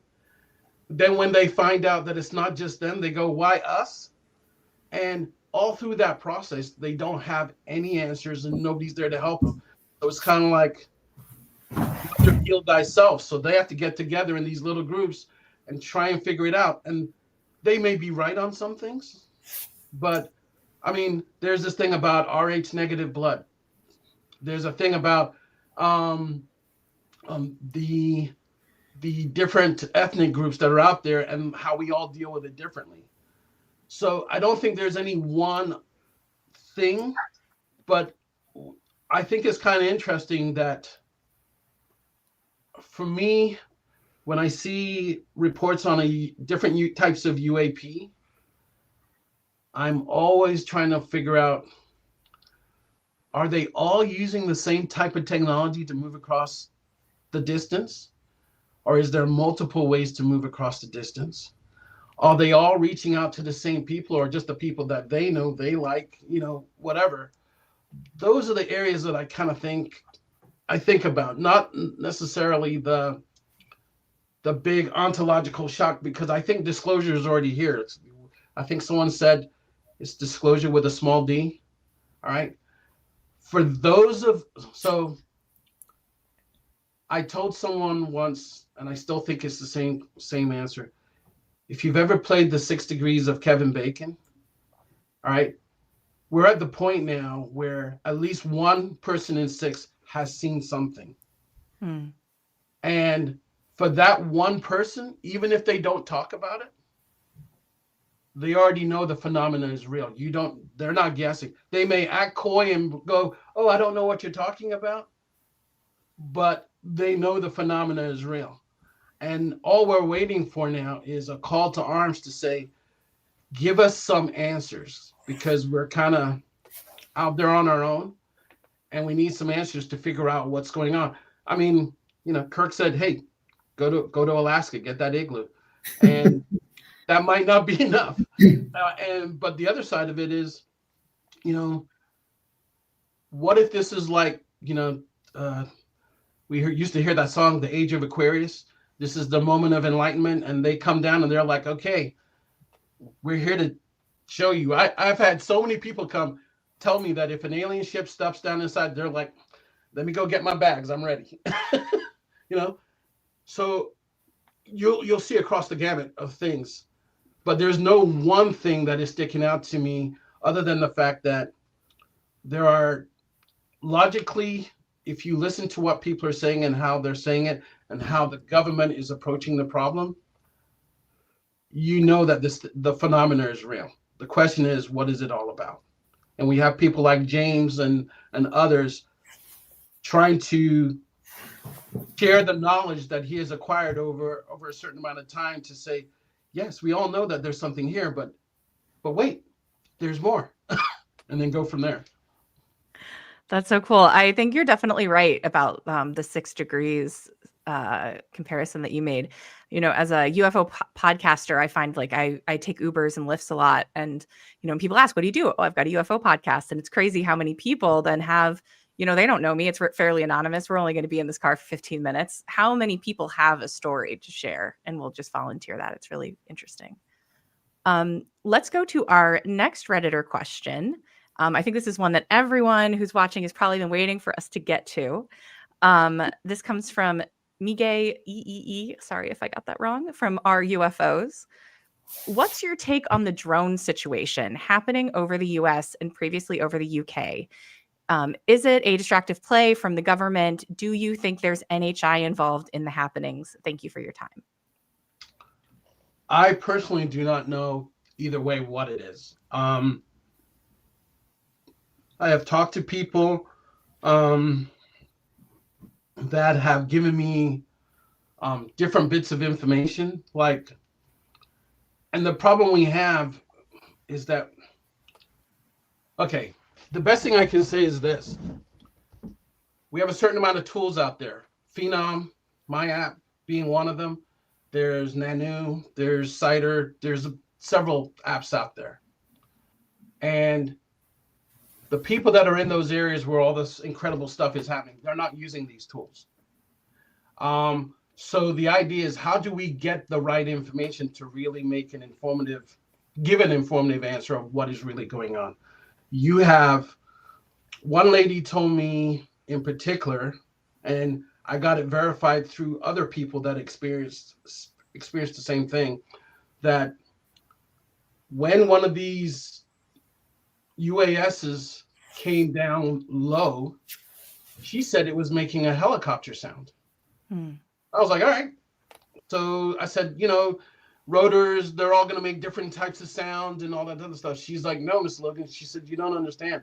She said, when it came down, she said, I thought I was dealing with a helicopter, so I was looking. But she said, when a helicopter is flying close to you, from the rotors, you feel that bass that hits your chest and you know something's happening. She said, it almost sounded pre-recorded because there was no bass. I didn't feel anything. She said it was just there. And then as it came close and then as it moved away, she said, I was like, okay, but something's not right. And then she had to think about it and go, there was nothing there. If there was one thing that I could do, and I'll do a stamp, I would say those mayors, those congressmen, those assemblymen that are out there, I would say, and pass this out to your legal department as well, I would say, grab one of these tools, work with your law enforcement and whoever, and as I said in the movie, collectively we can figure out what's going on. If you don't grab a tool, you're only getting a small part of the information that is out there. We need to know exactly where you were. We need to know the angle. We need to know, are multiple people seeing it from different aspects? We need to know the acoustics, the magnetics, everything possible that we can get. And we need to get it back to smarter people than me to show that we've collected the right data. Now let's figure out what it is. Because it may be that if we get enough information, we go to Congress with the answer and say, here's what's going on, because we're doing your job for you because you didn't do it the right the first time. That's what I would probably want people to know. If you're in the area around Northeast or anywhere in the world, if you're really interested in this subject, grab the best tool out there. Phenom, of course. Grab a good tool and get out there and get on it and help us collect the data. Amazing. And people can find that just in the App Store or wherever they buy apps. Yep, it's in both the iOS App Store and the Android App Store. And let's rock and roll. Amazing. I'm going to kick it over to James for a quick question. Oh, yeah. I wanted to ask you, Logan, if you could explain to me exactly how the app works as in layman's terms. So I've got this app, right? So let's say I have your app, Phenom, and I see something up in the night sky that I'm unable to identify. So I open up the app, I point it at the object, and then does that information upload to a database for everyone to have access to? How does that work? Okay. So along with what you just said, you've got the app, you see something unusual out there, it starts capturing the data. It uploads it to a database, but what it does initially, it will send it out to everybody and let everybody know something's just been captured. Now, there will be fakers, people that mess with it. I had one guy send me a beautiful picture of his guitar. I'm like, I don't know why you did that, but whatever floats your boat. But once the data comes back, it will come back into a central database that we will work with other people and share. Now, I don't own your image. The only thing I'm asking for is co-utilization, so that when we get it and we start trying to compare it and show to like Travis Taylor and Eric Davison and company, I'm not asking everybody, mother may I, mother may I, mother may I. You get your 15 minutes of fame. We just want the data so we can help figure out what's going on. So you're contributing to the whole bigger picture. The other thing that I would like to add is that we're adding something called teams, that if you're part of a team, let's say the four of us are all interested in the same subject. The beautiful thing is that if Kirk goes outside and sees something, if he's part of the team, it will immediately send something to Kelly and James so that they can maybe get outside and see the exact same thing and catch it from a different perspective. Ultimately, whatever is captured between all of these tools, when we get the outliers, we'll pull it all together and put a case together to say, hey, Kirk, can you help us get this to the right people in Congress so that we can figure out what's going on, or we're going to tell you what's going on based on the analysis done through academia and the rest of the group. But the idea, all I would ask people is you got to participate, or else you're going to be speculating all day long. Okay, so when you point, I'm just trying to get this right. So you got the app open, you see something, and this is so relevant right now because my phone is blowing up with messages from people all over, friends that live in New Jersey that are going, I've seen it 7 times in a row now. What am I looking at? It seems to be a SUV-sized drone, but in some cases making noise, other cases not making noise. So if you point this, it collects the data and sends it back to the database. Does it also tell you if it's something conventional with a flight path plan? Not right now. We're working on that. But what we really want to do is we want to bring the data back. And we've got an artificial intelligence. I was just having a demo on a different artificial intelligence this morning, but we've got an artificial intelligence that we're comparing the data to. So we can sit there and go, here's all the conventional stuff that we know of. Doesn't fit this. Here's some of the weirder stuff that's out there. Doesn't fit this. And now here's your outliers. And we want to concentrate on the outliers and get it to the right people. Does that answer your question, James? Definitely. Yes. Thank you. Thank you for that. I just honestly needed some clarity for me. I mean, I've heard about these apps and they seem more relevant now than ever before with all these bizarre sightings taking place all over. Right. So one of the things that I really want to do is I want to have like a guild where once we get it to academia, that's great. But I want to get like you, Kirk, Kelly, George Knapp, Jeremy Corbell, Leslie Keene, all of you guys to review all this stuff because I want your input to make sure that once the analysis is done, there can still be errors. All right. I don't consider myself an expert. I am a collector of data that I am trying to help solve a problem because that's what I like to do, solve problems. If you guys like to solve problems, I'm asking you to join me and let's go figure this out all together. Very cool. Thank you. Thank you for explaining all that. And people can check out Phenom. It seems like a good time to do it. We'll head to our next Redditor question. This one is from ET Phone Home. These names are so great. From our aliens. Do you think the government will ever openly admit the existence of NHI in our lifetime? If so, do you think we'd get anything more than they exist and we don't know anything else? Kirk, you want to weigh in on that one? I feel like I've already fielded a question like that, and I don't feel like as I said, I don't got no crystal ball on this. I don't think I'm any more qualified than anyone else to answer. Okay. The only thing I can say is, at least for the Navy videos, the government has already admitted that there's something out there. They just don't know what it is. I think President Obama said the same thing. There's something out there. I got briefed and we're trying to figure it out. That might be the best you will get for a while until we collect more data and we're able to give something definitive to say, look, you're asking about transmedium.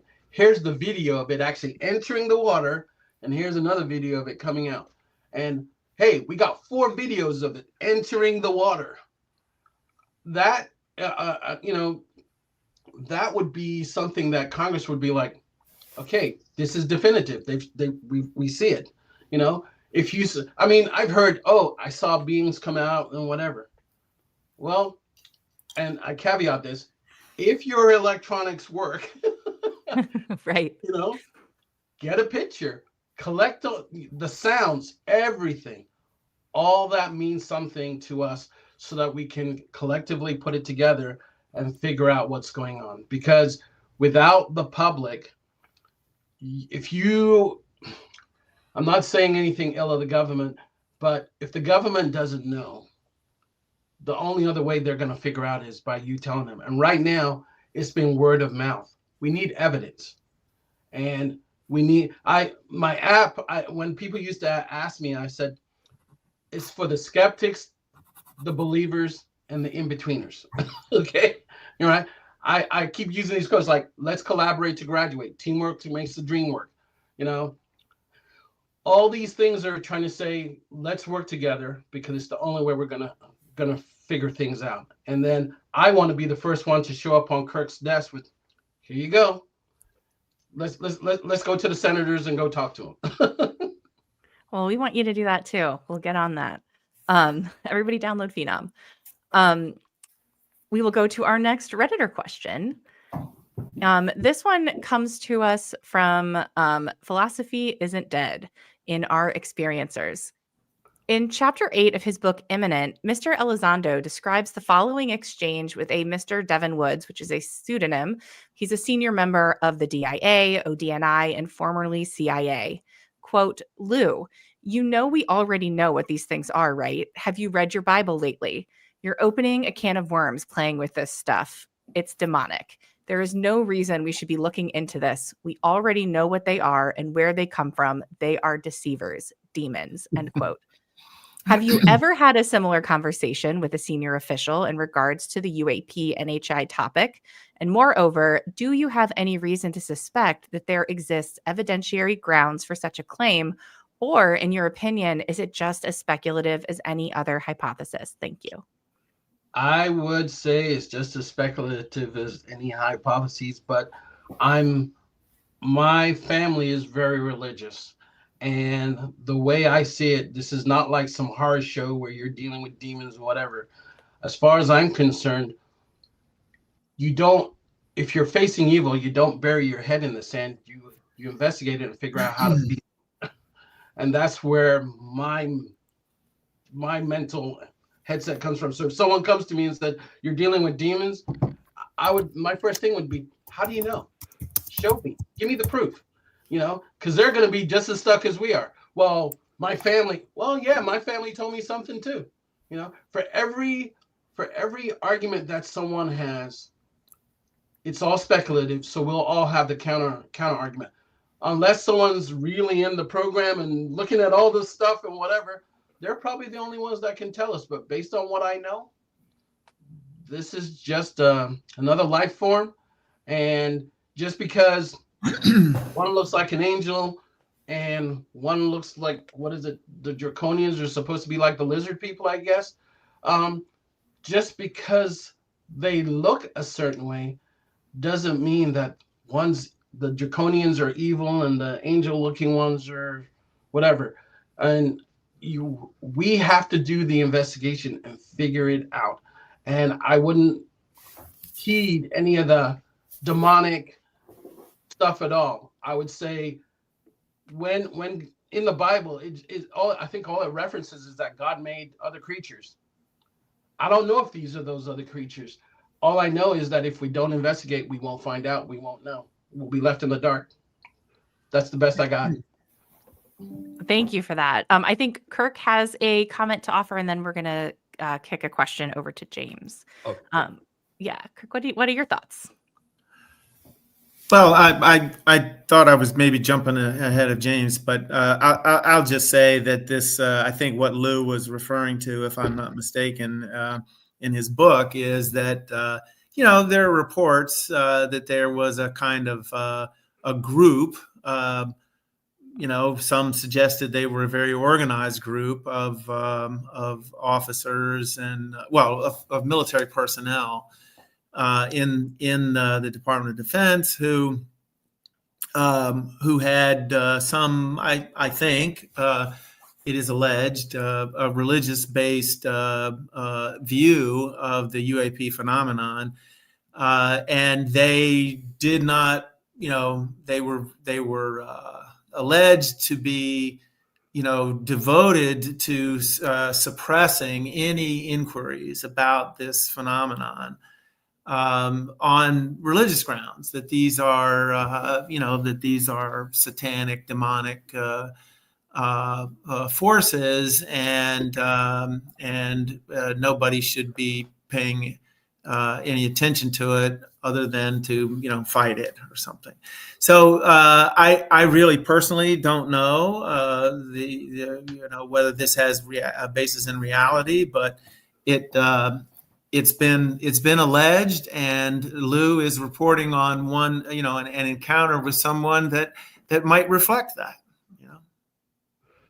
Oh, that's a great comment. Thank you for weighing in. And I will now kick it over to James, who had a question. Oh, thanks. This is directed to both Kirk and Logan, please. I have learned over the years that, everybody talks about the lack of more compelling data. And a lot of the insiders that I've met with clearly said, yeah, that data exists. It's 4K video, radar, and then they talk about, why it's not released. And I think it's one of the justifications commonly used is ways and methods, or methods and ways, or something. And I think to myself, well, sure, can't you just get rid of the rest of that data and just produce the image of the object itself? So what, in your opinion, Kirk and Logan, what are the real reasons why they're not revealing or releasing the more compelling data that's been collected internally? I'll let you go, Kirk. Well, Logan, you were the intelligence officer, but what people have said to us is, to kind of repeat James's characterization, is that they say, it's the platform and the sensor that took it, that you can derive characteristics of the sensor based upon the data that is released. And I don't understand the science of this, but I have heard this so often in the past, even in connection with non-UAP events, that there is some basis for this, but I frankly think that this is mostly based upon that they don't want this stuff to come out. I think they feel like it, if nothing else, that it breeds some, not hysteria, but, fascination and preoccupation on the part of the public for reasons that they think are unfounded. But, I also think that they try to keep this kind of thing from Congress, where it's not a classification issue. I think it's just that they don't want Congress to see this kind of stuff. Okay. Giving this some thought, there are some technical reasons, sources and methods, I think is what you were trying to allude to, Yeah. James. Thank you. Yes. There are some very valid reasons for that. Okay. And I believe there's reasons for keeping secrets and there's other reasons for not. But there is data that is there. I guess you could scrub it and everything, but I think some of the sources and methods might still be revealed if someone's smart enough. To the average person, no. To a trained person, oh yeah, definitely. And I would pretty much leave it at that. But again, this is why I'm saying the public needs to come together, because I don't think you need the government to get the answers. I think you need the public with the right tools, and taking those right tools and then handing them to someone like you, James, so that you can show it to the world and to the rest of your colleagues, show it to the world what is there. And I think that's the best way to go, because if you don't have a clearance, people can always hide behind that. Hey, you don't have a need to know whatever. What's that term? Physician, heal thyself. Hey, let's take care of ourselves and we'll figure it out. Thanks, you guys. Kirk, did you have one more thing you wanted to add? Very, very quickly, I certainly endorse and appreciate what Logan is saying. One of the challenges that we have is that who's gonna provide the instruments and the calibrated instruments that you'd really like to have recording a UAP. And part of the problem is that the stigma around this issue, frankly, really inhibits the scientific community. If we could get past that, I think there would be many more opportunities and people pursuing those opportunities to, get censored data, scientific censored data on these things. That's why, I think that the Soul Foundation and Avi Loeb's initiative, and I wish there were 1,000 of these. And I think that if it weren't for the stigma attached to this issue, we probably would have 1,000 of these trying to get data on this phenomenon. And boy, that would really be helpful in achieving what Logan is describing. Absolutely. Thank you for that. We are getting very close once again to the top of the hour. Time really is flying. I just had one final question for Logan. This one really the first time that you've stepped forward publicly in the program. And I'd love to just hear from you what inspired you to take that step and to come forward and to be involved in this project.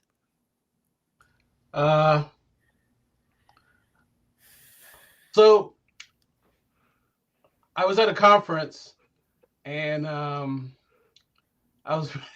was with Jay Stratton, who was the task force commander, and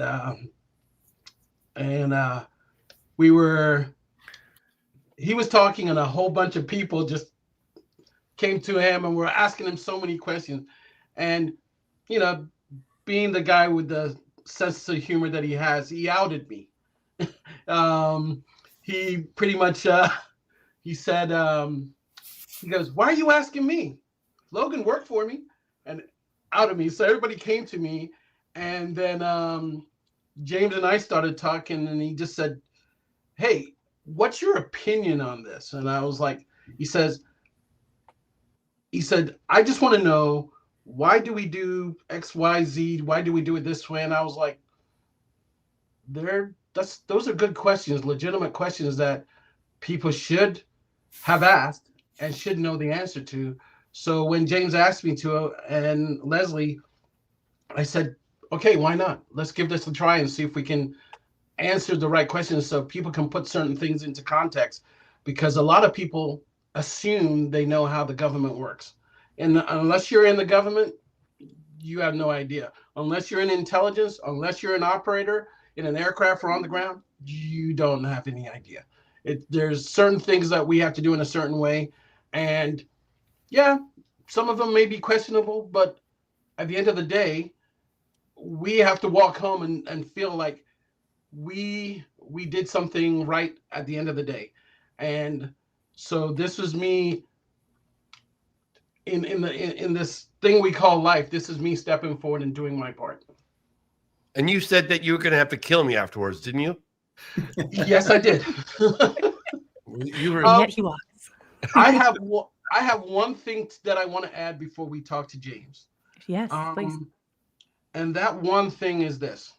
It is my opinion. I don't have any official documentation or anything, that because of the stigma and the phenomena, we have provided a disservice to the people in the military and first responders.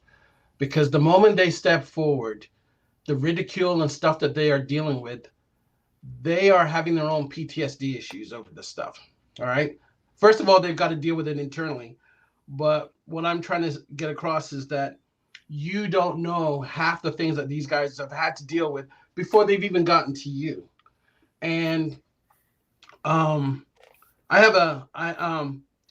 niece's husband has a podcast where he's talking about healthcare, mental health care, and whatever. And I told him, one day you really need to do a show about PTSD and all the mental things that are going through, because we have a large variety of guys that, if it wasn't for the fact that they were in a group when they saw the activity or the phenomena, when they went to the VA or that military psychiatrist, that psychiatrist, psychologist, whoever, was trying to spend more time trying to convince them that they didn't see what they saw. And now they were creating a conflict in their mind. And then on top of that, if you're at the top of your game and everybody looks to you and says, yo, man, you're the best, whatever. The moment that they report that they have seen some type of phenomena, they lose credibility. And that causes a lot of internal problems. And all I'm asking is for the general public is to understand these guys are human.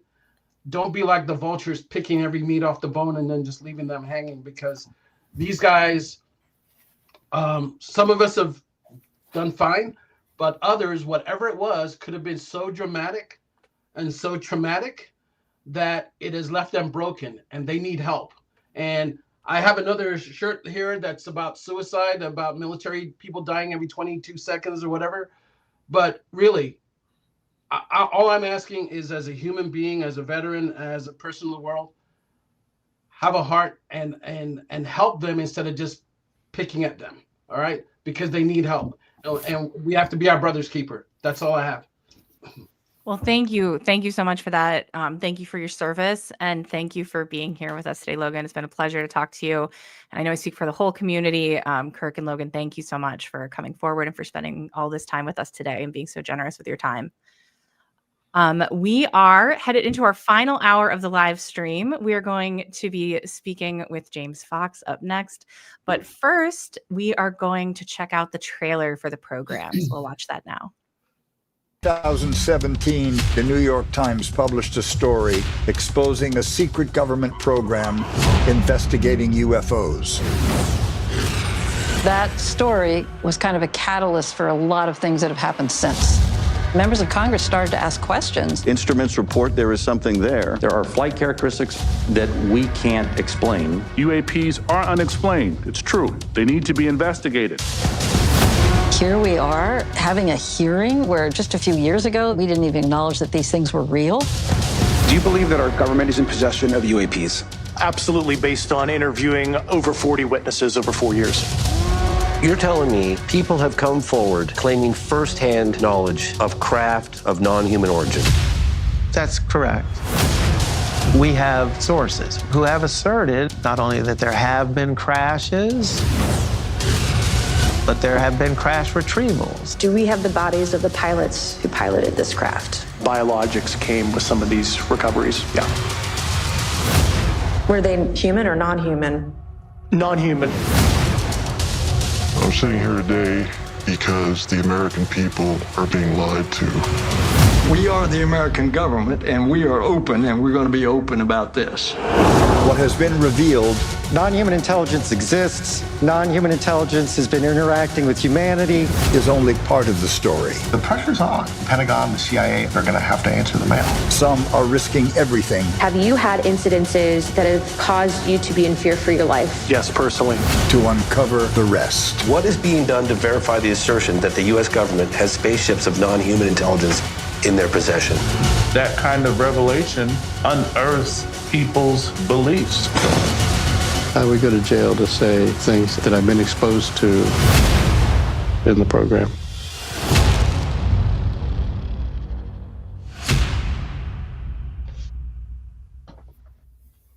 Oh, wow. It just gives you chills. James, I know that so much work went into making this film. I'm sure that you must feel like you just finished a 100-mile super marathon with a 100-pound pack on your back. How are you feeling? How are you? Well, it's funny, actually. I always say that I really feel like a piece of me dies every time I birth a new project. And I really feel that's kind of true. It takes me a while to feel human again. And yeah, I haven't quite gotten there yet, but I'm getting closer. Oh, good. Well, I hope you get to take some time off over the holidays and just recoup once you get done with this marathon of PR that you've been on also. So, how was the process of making the program? How has that been maybe different from some of your other documentaries? Has it been different from your other documentaries? Like, did working with whistleblowers complicate things? Did it bring maybe unanticipated heat or anticipated heat? Like, how was it different from your other projects?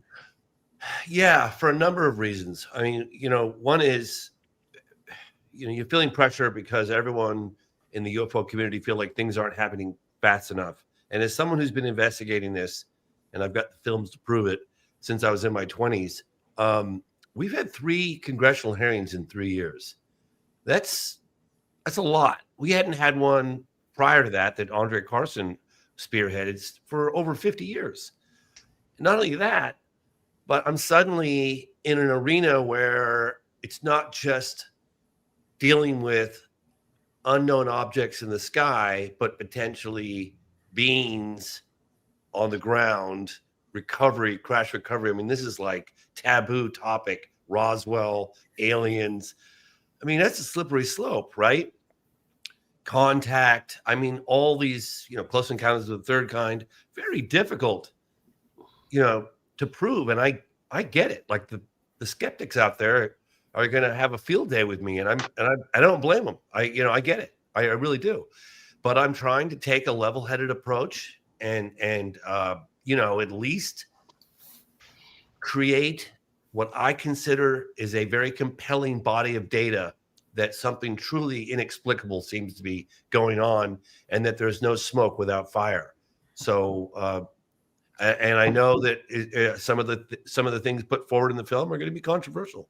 You can't delve into the phenomenon and not have an element of controversy, because I'm afraid that's just the nature of the beast. So, but I think we did a relatively good job, enough to where people should be raising an eyebrow, going, "What was going on here? Something's going on." Absolutely. I think if anybody really took the time to sit down and watch all of your films, it's really hard to say, with all of the, your body of work. Like, there's clearly something's going on here, and you've been talking to people all over the world about it for decades. So thank you for all your hard work on that. What's the most surprising thing that you can share that you learned while making this film?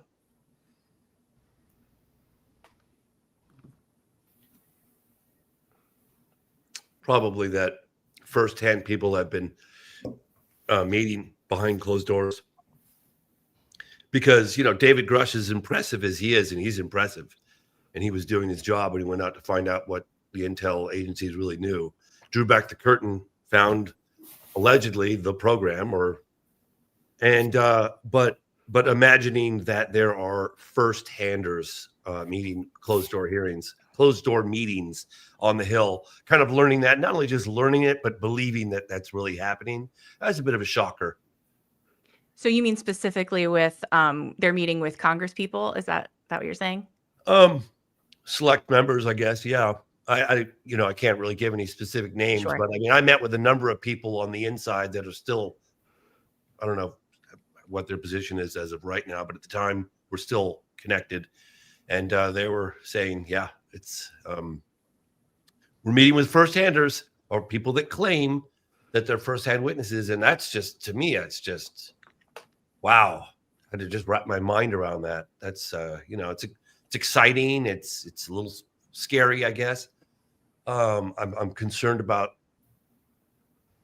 I want to make sure that there's the right legislation written to protect these individuals from coming forward. I really want them to feel, protected adequately. It sounds like we have a little ways to go. But yeah, that was probably it for me. Lots of the different things, but that kind of knowing that that's going on is wow.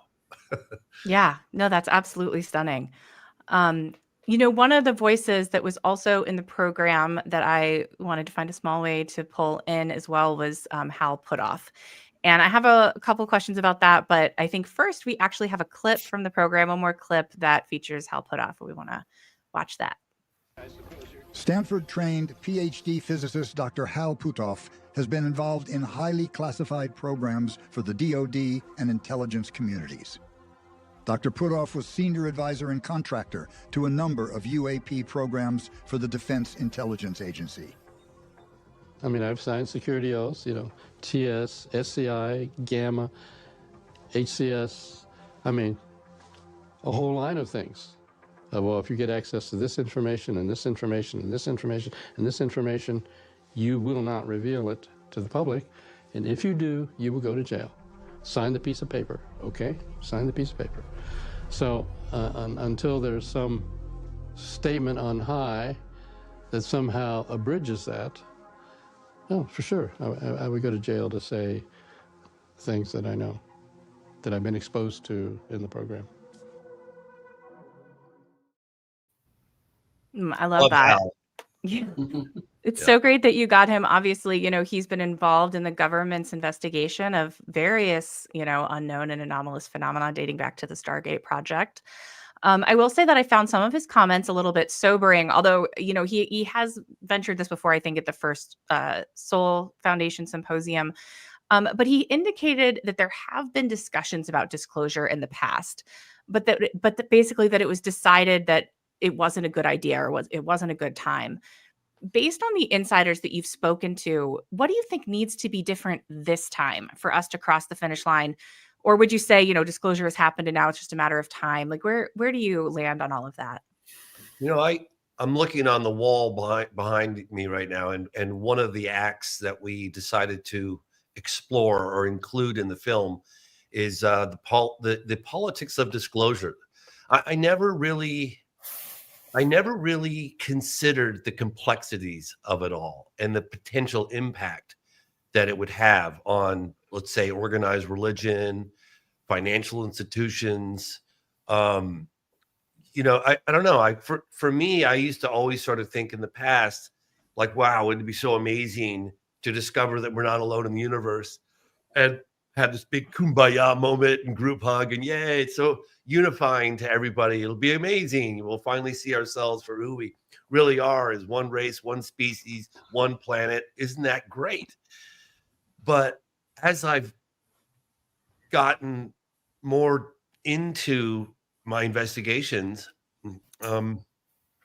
I'm starting to believe that it's a far more complex issue than that, and that and I think that Hal puts it so beautifully. He was involved with looking at the different factors of what needs to happen prior to just disclosing, like having the president of the United States standing at the podium saying, my fellow Americans, it has been brought to my attention that we, and so I think the trickling of this information out, because even for me, like when I investigated that alleged UFO crash in Varginha, Brazil, well, that was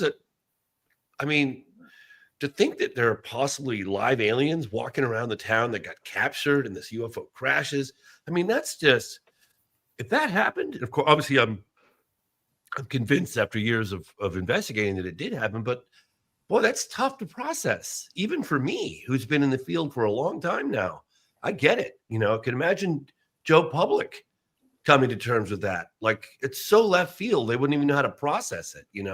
I remember one time I interviewed these group of hospice workers, and there were these 5 or 6 women in Phoenix, Arizona on March 13th, 1997, when that massive boomerang-shaped object floated over their house. And they said we were outside having tea discussing the ailments of one of their patients. And all of a sudden, this like city thing, it was the size of a city. They said it took 5 or 10 minutes. They just looked up, they could see the compartments, and it was so quiet, it just floated around over the top of them.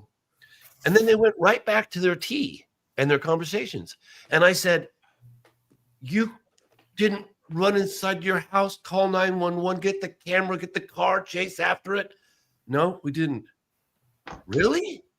And it kind of like, what I realized then was that sometimes it's almost too much to process. It's like Kirk saying when he came home with it to his wife, like trying to wrap his mind around, and it's sometimes I wonder about that. I've had the same experience. I've gotten back from trips to Brazil, just so gobsmacked by, I think I met a guy who drove an alien. I really do. I really believe that. How do I process that? How do I talk to my friends at a barbecue, going to my son's school events, and then I'm going to, without sounding like a complete crazy person. And I remember 1 or 2 times when I just started talking about my last trip to Brazil, and I was so excited and animated. I started talking, and I see the looks on all these people's faces. They looked at me like I needed to up the dosage of the medication that I wasn't on, or that it should have been on. And I realized, I was like, I can't talk about this. I'll just wait till the movie comes out, And so I get it. It's a far more complex issue than I ever imagined. This whole, whatever you want to call it. I hate to use the word disclosure on a baggage, but yeah. Yeah, absolutely. That's incredible. I can't imagine how much your worldview has just been blown wide open with all the work that you've done these last few decades. What are you working on next? That might be a cruel question to ask, as you still need to go home and unplug and take. Yeah. So what's up? Yeah, going back to this other thing, and I'll tell you what I'm going to do next. Probably going back to Brazil next month. But when David Grush was testifying in those open hearings, right? I watched it on my little phone. I was super busy. I just couldn't make it. I just couldn't get there. But I watched it on my phone. And it was one of the only times where I just completely told my son, who was probably 8 at the time, like he was trying to get me to go play with him outside. No, and I just put my hand up like, no, I'm not leaving this screen. I need to watch this live. And I sat there and I was watching it, and I had tears streaming down my face on both sides, because I was like, finally, this is starting to come out. I'm feeling so much less crazy. I don't want to say justified, because I'm not trying to get people to join my cult of believers, because that's, but it's starting to come out, because I'm like, I knew this was happening, because I discovered it in the field after 12 years. I investigated Roswell. I went to Roswell. I got to meet with at least 12 people that were involved in the cover-up at the time, because I got there for the 50th anniversary. So people in their 20s and 30s were in their 70s and 80s. They were still around, and I got to meet them all. And yes, they were talking about picking bones out of the desert. They said, not only will you be picking our bones out of the desert, but your family's bones. But anyway, I digress. But yeah, it was very exciting. And so in terms of my next project, I've been really kicking the idea around of doing an event things are happening so quickly right now. it's, you know, you put a movie together. Even when I operated at warp speed to put the program together. I nearly killed myself in the process. I'm thinking about doing an event at the National Press Club. Leslie Kean had heard, I did it in 2007 with Leslie Kean, made a movie about it for the History Channel. And I'm thinking about doing that. So I put the feelers out a little bit, and I've talked to 5 or 6 people so far that seemed extremely interested to participate. And then I would document it and then edit that and put that out as soon as possible within months. And it would be a good media thing. So I'm probably going to do that. I'm going to revamp Moment of Contact, probably do an event at the National Press Club. Hopefully Leslie Kean will work with me on that, even though I haven't discussed it at length with her just yet. But this is your notice, Leslie. Exactly. Well, just a few small projects then. Sounds like no big deal, right? You've got a lot on your plate. You've got a lot on your plate. My goodness. Now's not the time to let off. You're right. I've waited 30 years for this moment. I'm not slowing down right now. Hell no. Well, we love to see it. Yeah. It's amazing. Let us head over to get some questions from Redditors. I know they're very excited to ask you. So our first question comes from Insani's Primero. I know I'm butchering some of these guys. I'm sorry. From our aliens. The question is, what do you know about the efforts to obtain the 35-second clip of the Virginia alien? Have you watched it? How can we as a community help to push or lobby for its release? So great question. And I've had to sift through hundreds, maybe thousands of messages on both, emails, cryptid messages, YouTube videos from my appearance on Joe Rogan when I talked about it. In fact, I just met a gentleman, Jonathan, from the Soul Foundation, who's designing some AI software that will enable to sift through tens of thousands, hundreds of thousands of messages, because critical information can come in. And I have been doing that to the best of my ability in between making the program. And I had a number of leads, probably sifted it down to 11. But it's the kind of thing where I need to go back to Brazil and follow these leads up. And it's not going to happen. And, they're not doing it remotely. So I can remind the audience, if, I just reported on the Calvine UFO case. I've been discreetly going after that photograph. Thank you, David Clark, by the way. I've been discreetly going after that photograph for over 20 years. So I don't just give up on things. I can assure you I'm doing the best I can to follow up the leads and super busy and trying to get back to Brazil to meet some of those individuals that claim to have it in person and see if we can figure it out. Oh, very cool. Amazing. Let me actually kick it over to Logan, who has a question for you next. First of all, you promised me that I would be the bag boy to go to Brazil with you, so don't forget that. There's 2 things I wanted to bring up. One, the Phoenix Lights. I found it kind of interesting that when all those people saw this thing go over, and all these people had their cameras and whatever, they took all this data. That's all good. But the media, it seems like the media didn't have anything. And the way I understand the media to work is that when there is something going on, especially something like this that's took over the whole valley, they would be on the scanners, listening in, whatever. But when it came time for people to present what they found, it was all the public. The media showed nothing. Have you ever looked into that to see if there was something else going on behind that? Because all the media ended up doing after all that activity is just ridiculing the congresswoman that tried to find out what was going on.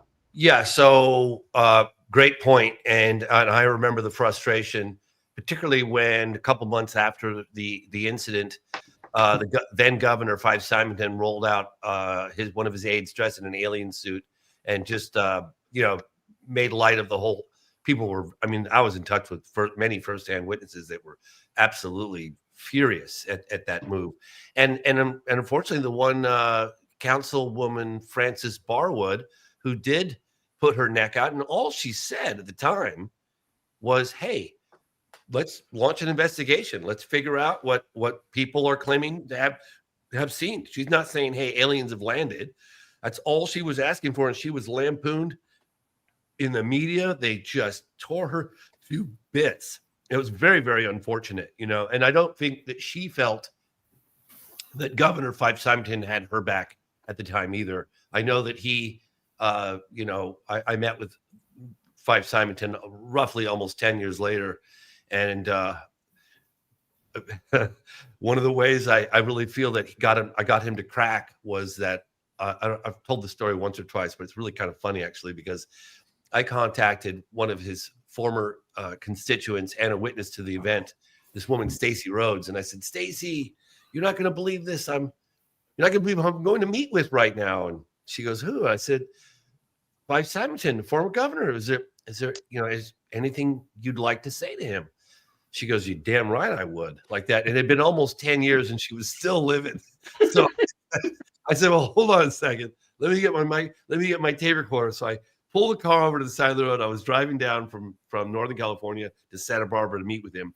And I hit the record button on my little tape and I put the phone on speaker and I recorded a statement from her. But I figured that I would ambush the former governor, but I'd wait until I got as much of the interview as I could get, because he might piss him off and he might kick me out. So I got about, I don't know, at least an hour into the interview. And I said, hey, I've got something to play for you. It's actually one of your former constituents and also a witness to the event. And if you don't mind, I'd like to play it. And he kind of got a little uncomfortable in his chair for a moment. And I hit the play button and woof, she let loose. You basically ridiculed all of us. We supported you. We voted for you, and you went out and made a mockery of us. How could you do such a thing? And da da da da da da da da. And he said, "Boy, it's been a while since I've been ambushed." He had a good sense of humor about it. But I saw him kind of take a moment, process, and I think he just made a decision. Screw it. Hey, you know what? I saw that thing too. And I checked with the Luke Air Force Base and the Pentagon, and he said, I knew it wasn't from here. I said, how'd you know that? He said, the sheer volume. Now, this is like very few times in my entire career where I was literally reached down and I pinched myself to feel that I wasn't really dreaming. I know this sounds crazy, but I really did. I pinched myself because I thought this isn't happening. And I've been investigating this case for 10 years. And now I'm getting the former governor of Arizona to admit for the first time on camera that he saw it, he investigated it. Whoa, this is going to be a big story. But I thought I was dreaming. So I reached down and I was pinching my leg during the interview to see if I could feel pain.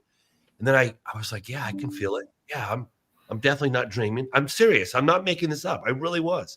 So then I looked at the camera and I thought the camera's probably not recording. So I was looking to see if the camera had the red light and we were recording the tape. And that was a big moment. So, but in any case, yeah, that ridicule was real. And he ultimately said he did it because he felt that there was almost a panic.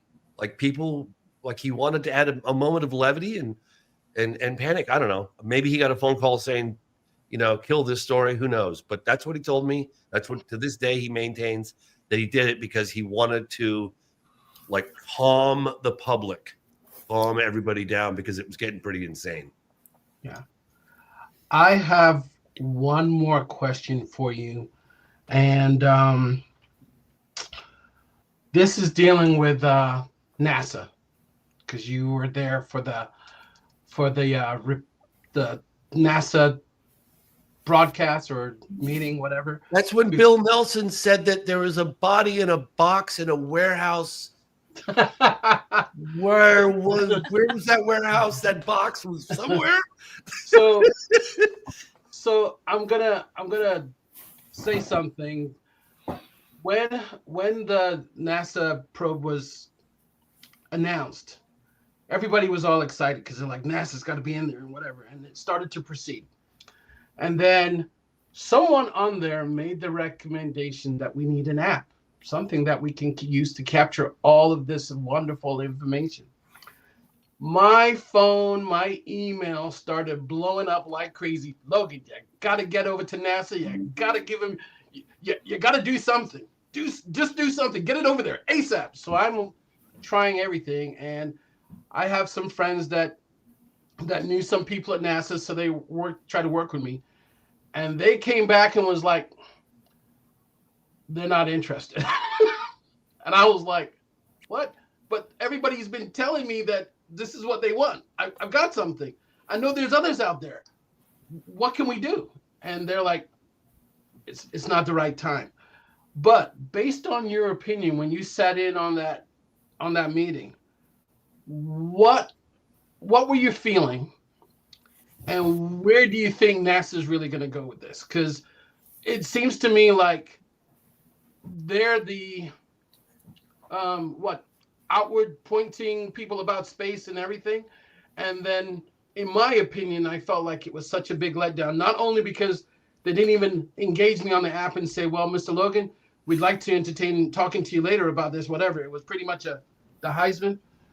But for you were actually there, and you stood up there and said, hey, and you asked your questions, and I don't think you got the answers. I feel like you just got to run around, and I feel like the general public pretty much felt the same way. It was like a big letdown. But I wanted to know, what were you feeling, and where do you think this is going to go? I was extremely optimistic initially, and the reason why is some of the statements that Bill Nelson had made, certainly before he was head of NASA, I'm not entirely sure, but some of the public statements, some of the reports he was making, or statements he was making on the news were very encouraging to me. And I thought, wow, this guy's really pushing for transparency and get down to figure out what's really happening. I was quite impressed. When I came to the UAP hearing, and one of the things he said that I thought, okay, is when he said the phenomenon was real. I thought, okay, well, that's a step in the right direction. Cool. But then making any kind of statements as if like we don't know what it is, but it's not extraterrestrial. I was like, well, okay, well, I know you don't have to say it's extraterrestrial, but if you don't know what it is, how can you say what it isn't? So I thought that was a little odd, but okay, well, get a little further. Then the David Grush thing came up.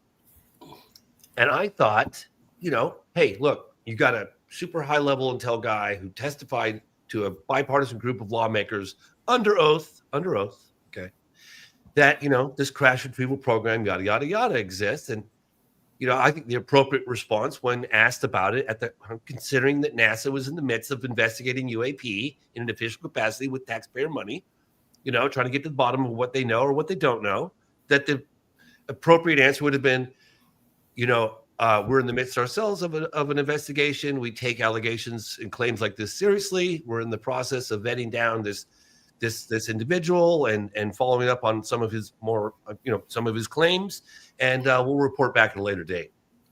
But that's not what he did. What he did was, in my opinion, was a hatchet job. So he basically started talking about stuff that didn't align. That was so inaccurate that I thought it had to be intentional. And I was really frustrated at the time, very frustrated. And I remember saying, just calm down, James. Revenge is a platter best served cold. Let me get this done in the edit room. So I thought very meticulously, and I worked extra hard to even do split screen edits where I had statements from what he was saying about Grush and then what Grush was actually saying under. And I had a lot of fun with that in the edit room. But yeah, that was a big disappointment, no question. Okay, that's all I have. Well, thank you for those questions. We will head back and do another Redditor question. This one comes from Vardonius in Our Experiencers. I have a question for James Fox. Do you feel the need to resist the woo in the name of objectivity and documenting the phenomena to raise the public's awareness? Or are there aspects of it that you enjoy or have made a part of your life? I'm a huge fan. That's a really good question, and if you look at the progression of my work when I started off in the mid-90s, I think it took me the better part of 20 years before I even reported on, alleged close encounters of the third kind, because let's face it, that's a slippery slope. There's no question about it. You're going to make these claims that there's face-to-face contact. You don't really have a lot of evidence. evidence in the sense of power and numbers. I mean, case in point, Rua, Zimbabwe. I reported on Close Encounters of the Third Kind, I would say, for the first time after at least 20 years, possibly longer. I felt like there were enough testimony, eyewitness testimony from the school, Rua, Zimbabwe, 1994, coupled with them as adults. Okay, this needs to be looked into. And I covered a couple of other cases, but that was pushing the envelope for me, particularly the fact that we had, Senator Harry Reid participating in that film, and he wanted to approve it, in particular his appearance, before the film was to be released. And I was terrified that he was going to take one look at it and go, "You reporting on a landing at a school with a UFO and the aliens get out and have telepathic communication with the school children? Like, take me out of that movie, please." I was like, "Oh God, this is going to be." So I pushed the envelope a little bit. Okay. And then when I did Moment of Contact, again, about an alleged crash in Varginha, Brazil, the Americans involved, I pushed the envelope again. I mean, let's face it, I was making some pretty tall tales. I wasn't personally making, the witnesses were coming forward and describing what they claimed to have seen. But still, it's like I had friends that know and respect my work tremendously, and they contacted me and said, "James, you had me with the phenomenon and out of the blue, and I know what I saw, but you've lost me on Moment of Contact. I'm sorry, buddy. That's just a bridge too far." And I said, "Hey, I get it. But before you just categorically dismiss it, could you promise me one thing? Promise me that you'll at least take a look at some of the testimony, and then you can dismiss it." And because I stand by it, right? Well, now I'm doing this new film, the program, and I report on something that's very controversial, and I'm going to get criticism, and I get that. I believed I did as much due diligence as I possibly could on this individual's background, and the other names of potential people involved, and the fact that it took place and they were on duty, and we have a location and we have a date, a time, roughly. And I opted to report on it because I figured, look, if I report on it and more people, it'll hopefully encourage more people to come forward and either say, "Yeah, I was there, it happened," or "That's not exactly how I remember it happening." But again, I understand. I pushed the envelope a little bit with each film, and I'm getting into some sort of, for me, uncharted territory with some of this stuff, and I don't blame people out there to criticize me, but understand where it's coming from. That's a great answer. Thank you. Yeah. We will go to our next Redditor question. This one comes from Under the Current 7 in our HighStrangeness. Thank you, James Fox. What is the biggest piece of evidence that changed your view or made you really want to continue the incredible work you do? Boy, that's a good question. I mean, it's in different stages.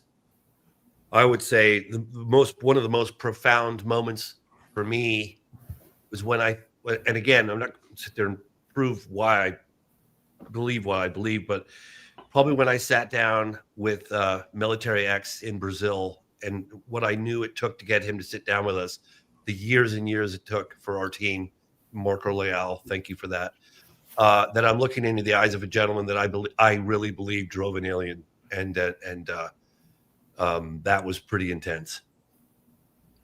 Because, I can't imagine. Well, yeah, the audience. Well, I know, and I talked to him with the cameras not rolling, and I'm looking at him in the eyes, and met with him, and we had located him because he'd given an on-camera statement right after the incident had happened, as a sort of insurance policy that anything happened to him and his other people that were involved, those tapes would be released, and they are all across Brazil with various researchers. So I knew about the tape and I knew about the interview. I'd seen it.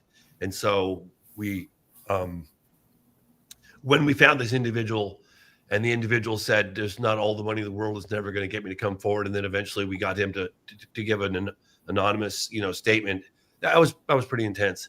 You imagine, like, suspend judgment. You don't have to believe that it happened or it didn't happen, but if it did, and you're looking into the eyes of someone who drove an alien around, I mean, and then having to shoulder that burden for 26 years, and what that would do, what that does to you, and pretty intense.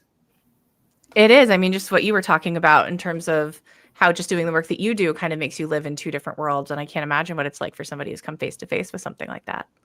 It's definitely impactful. And I've told people I could probably take a couple of people and I could take you to the doctor that worked on the guy who died. I can take you to the family members. I can take you to probably introduce you to the gentleman, Military X. Well, let's go. Come on, Jason. I would say it on a huge scale, but a handful of select journalists with me to prove, like, believe me, it's a very different story when you're in Brazil meeting with these people, I can assure you. Then, you know what I mean? Yeah. Gosh, that's amazing. Incredible. Yeah. And excited for you to update that story. We'll do one more. We'll get to go to another Redditor question. This one comes from Mr. Decay in our UFOB. What are your thoughts on the supposedly leaked MH370 videos showing 3 orbs flying around the plane? Does this seem legitimate? Is it in line with the MO and capabilities of NHI?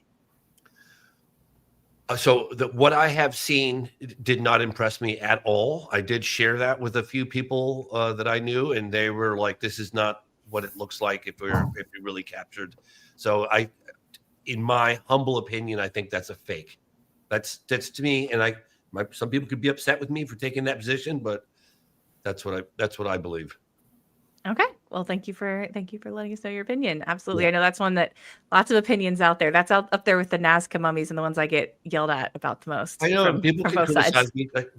I get it, and sometimes I'm wrong. In fact, I can. I'm fallible. Believe me, very fallible.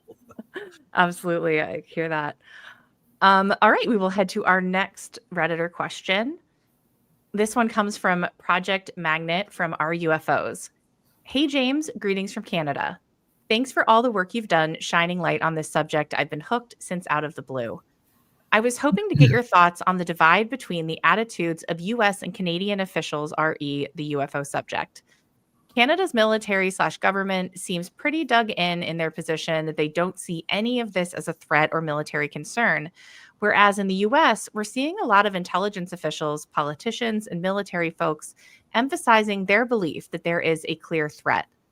Given the Canada-US partnership with NORAD since the Cold War and information sharing via the Five Eye Alliance, etc., I was wondering what your take might be on why Canada seems to have taken such a different stance on this issue. That's a good question. No, I would have to say that maybe Logan could answer that better than I could. But there was a gentleman that just recently passed, and I don't know what he learned in an official capacity, but it was Paul Hellyer. He was the only Canadian official that I personally am aware of that did speak out openly about this. But I'm not sure if it was stuff that he was officially involved with, or if it was he held high positions within the Canadian government and then learned of the UAP phenomenon after his position. I'm not entirely sure on that one. But Logan, do you have an answer for that one, or you'd be way more better qualified than I would be? Not really. I just figured it's just the way the governments are run that he felt strong enough about the situation to step forward, kind of like the Israeli guy that stepped forward and said, there's stuff out there. I think we have had more of a stigma, and now everybody's trying to push back and say, no, there's something really out there. And I just think that even though there was a gentleman that showed up at Seoul the first year from Canada that said he was going to look into all this stuff and was going to do some things, I just think it's just taking them a while to come around. I think if the U.S. fully, blows up, I think Canada's going to be right in there with us and saying, okay, yeah, we need to support this. And I will say that for the app, I've had about 3 different organizations call me from Canada to say, hey, how can we help? And I'm like, just give me a second, because I'm still trying to figure out a lot of this myself. So I just want to reiterate, I think it's just the government. There's people stuck in their ways, and this is the way it is. And I think now, but slowly, there's a realization that there is something there. And if they're going to be in an alliance with the U.S., they got to start accepting some of this stuff. And I think you're going to see a change. Very interesting. Thank you. Thank you for sharing that insight. We will go to our next Redditor question. This one comes from Adhesiveness OK 5194 in Our Aliens. Based on what you see about these phenomena, what do you think is the foreseeable future of disclosure in America? Are things coming to a head that will result in a changing of the guard? Or do you think these beings are largely uninterested in interfering with world happenings beyond allegedly preventing us from destroying the planet altogether? Well, I've come to this conclusion organically because, and I've talked about it over the decades. I'm thinking to myself, well, these things, these objects, UAP, have done some pretty brazen things. I mean, they hovered over O'Hare Airport, that disc that hovered over O'Hare, what was that, 2005? Broad daylight, punched a hole in the cloud as it departed, seen by a number of United Airlines, personnel, pretty bold. I look at the case in Phoenix, we were just talking about it a little while ago, that massive flyover from across the state at a time when a lot of people were outside under the night sky trying to get a glimpse of the Hale-Bopp comet. A pretty brazen act. But if they really wanted to reveal their identity or their presence unequivocally, all they'd have to do is hover over the Macy's Day Parade or the next Super Bowl, and it's game over. But they don't do that. So that I look at what they do, and I also look at what they don't do. And so there's a side of me that believes that they, again, whoever they are also in on the secret, you know what I mean? So I don't know. I don't know. And I feel like I have more questions now than I did when I started 30 years ago. I started to figure out what the hell's going on. And now I'm like, I really don't know what's going on. I just get dumber and dumber with the years go by. Oh man, isn't that the way it works with this? That's crazy. Yeah. Well, I'm going to kick it over to Logan real quick, who has a question for you. I've actually got two questions real quick, just real quick. At some point, I think there was a deliberate effort to reach out to a lot of school kids, kind of like the kids in Zimbabwe, the stuff in England, the stuff in Australia, variety of stuff here in the US. And so when you say that, I think maybe there was some kind of an attempt or something, or maybe they're waiting until we all grow old like now. We're all in our, 40s, 50s or whatever. And maybe they've kind of laid that ground road for us to start pushing back on the government to say, hey, something's actually happened here. But the question I really wanted to ask you was, can you explain to everybody why this particular, the program took so long to come out? Because I was waiting to see Kirk's star on the Hollywood Boulevard, and I didn't see that. So, what took so long? So we had a number of issues with distribution companies. I had a catastrophic failure with my previous distribution company. It was very, very bad. And then we kind of got aligned with another company, and then that one tanked. It just didn't happen, unfortunately. And then we came to the realization that we're going to have to do this on our own. And I remind your audience, like, just because a film is done, it doesn't mean you can just immediately release it. There's a lot of stuff that has to happen. There's metadata to realize. There's quality control issues. There's the trailer you got to make. You got to get in the queue for the various platforms. That takes 3 months minimum, right? Again, trailer, metadata, cover art, all these things go into a film's release, and they don't happen overnight. It takes time and resources. And we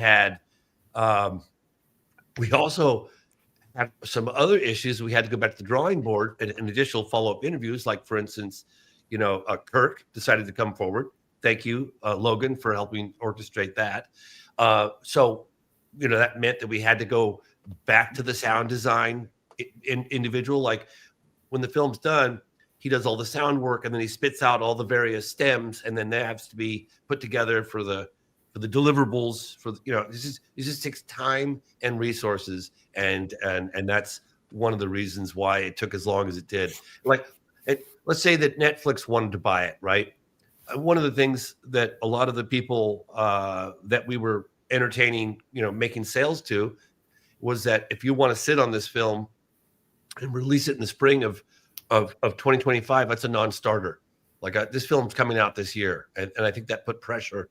That was additional pressure on some of these individuals with various platforms. So again, we went full independent. We got in the queue, and then made it in time for the fourth quarter release. Amazing. Did you have another question, Logan, or was that? That was pretty much it. I just wanted to make sure that people understood why, because I had heard some stuff and people were questioning, why did he take so long? And everybody's got an opinion. And I figured best thing to do is hear it from the director himself as to what's going on. Yeah, and we also had to once we realized that we were going to release this film entirely independently, which I'd never done before. We had to raise additional capital, a significant amount of additional capital, so we can hire the PR firms and get this social media sites and run. It's a big operation. It's a lot. It's a lot. One thing I wouldn't mind mentioning for those of you interested in seeing the program, it's for sale only right now, which is it's expensive. It's $20, and I get it. So if you can afford to support the movement and you like what we do, get it. If not, wait till the end of the month, and we'll have it available rental. And also, I know there's been some issues with people abroad. We're ironing the kinks out regarding making it available on various platforms around the world. It's an ongoing thing. There's people working diligently behind the scenes to make all that happen. So please, if you're abroad and you're having frustrations, be patient. It's coming. Oh, that's great. I know there's a ton of people waiting for that, so that's exciting. Let's go to another Redditor question. So this one is from a murmuration and in our experiencers. And this question is actually to all of you, and especially to anyone who has children. Based on everything you know now, how are you raising your children differently? Or how would you change the way you prepare the younger generations for what's to come? Anybody want to go first? Logan or Kirk? My son is older now, so he's kind of figured out what dad's interested in, and I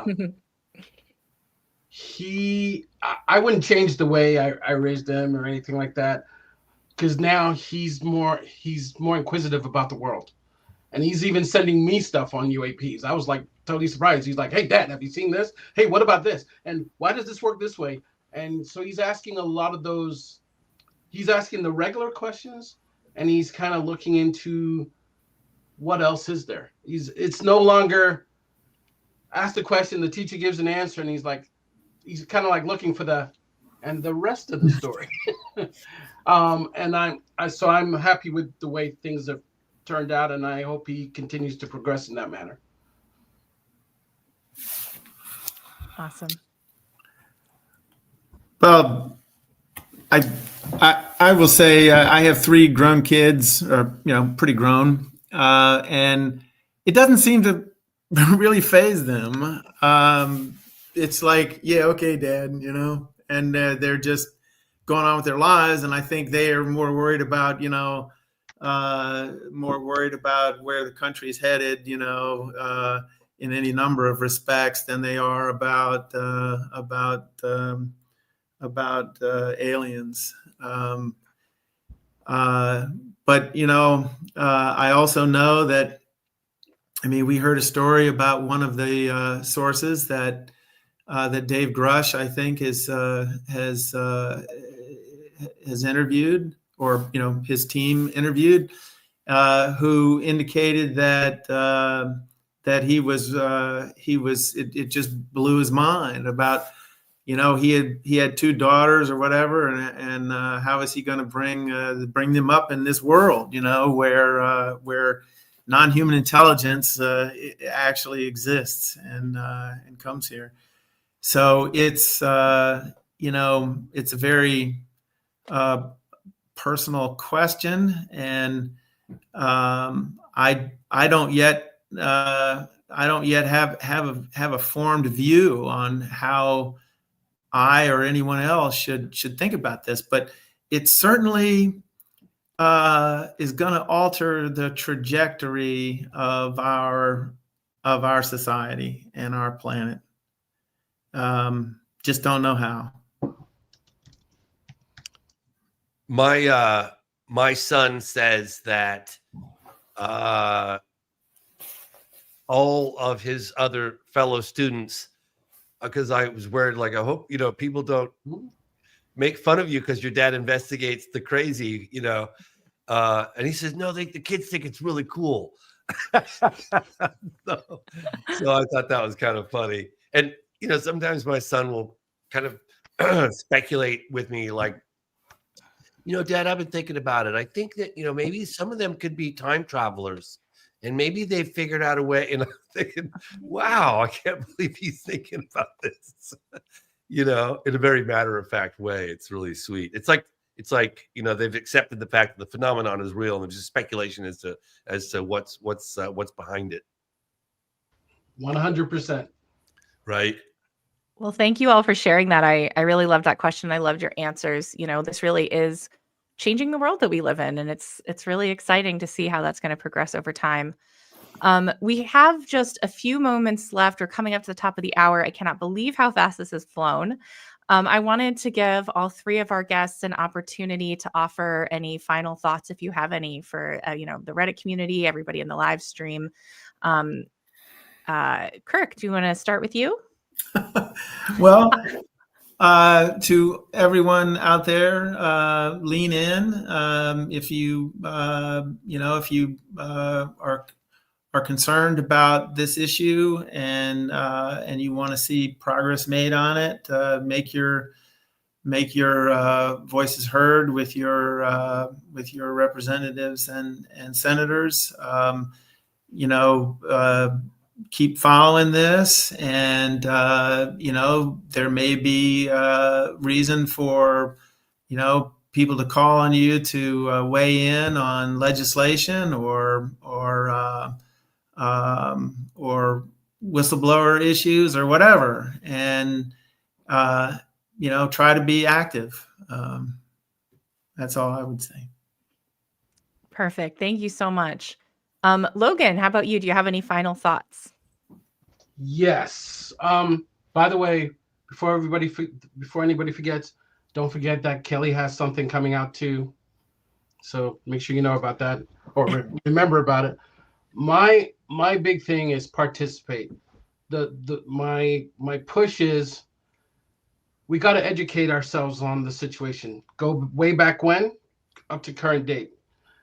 We have to get more exposure to what is going on so that we can have really informed conversations about what it is we're seeing, and for others, what it is that we are actually experiencing.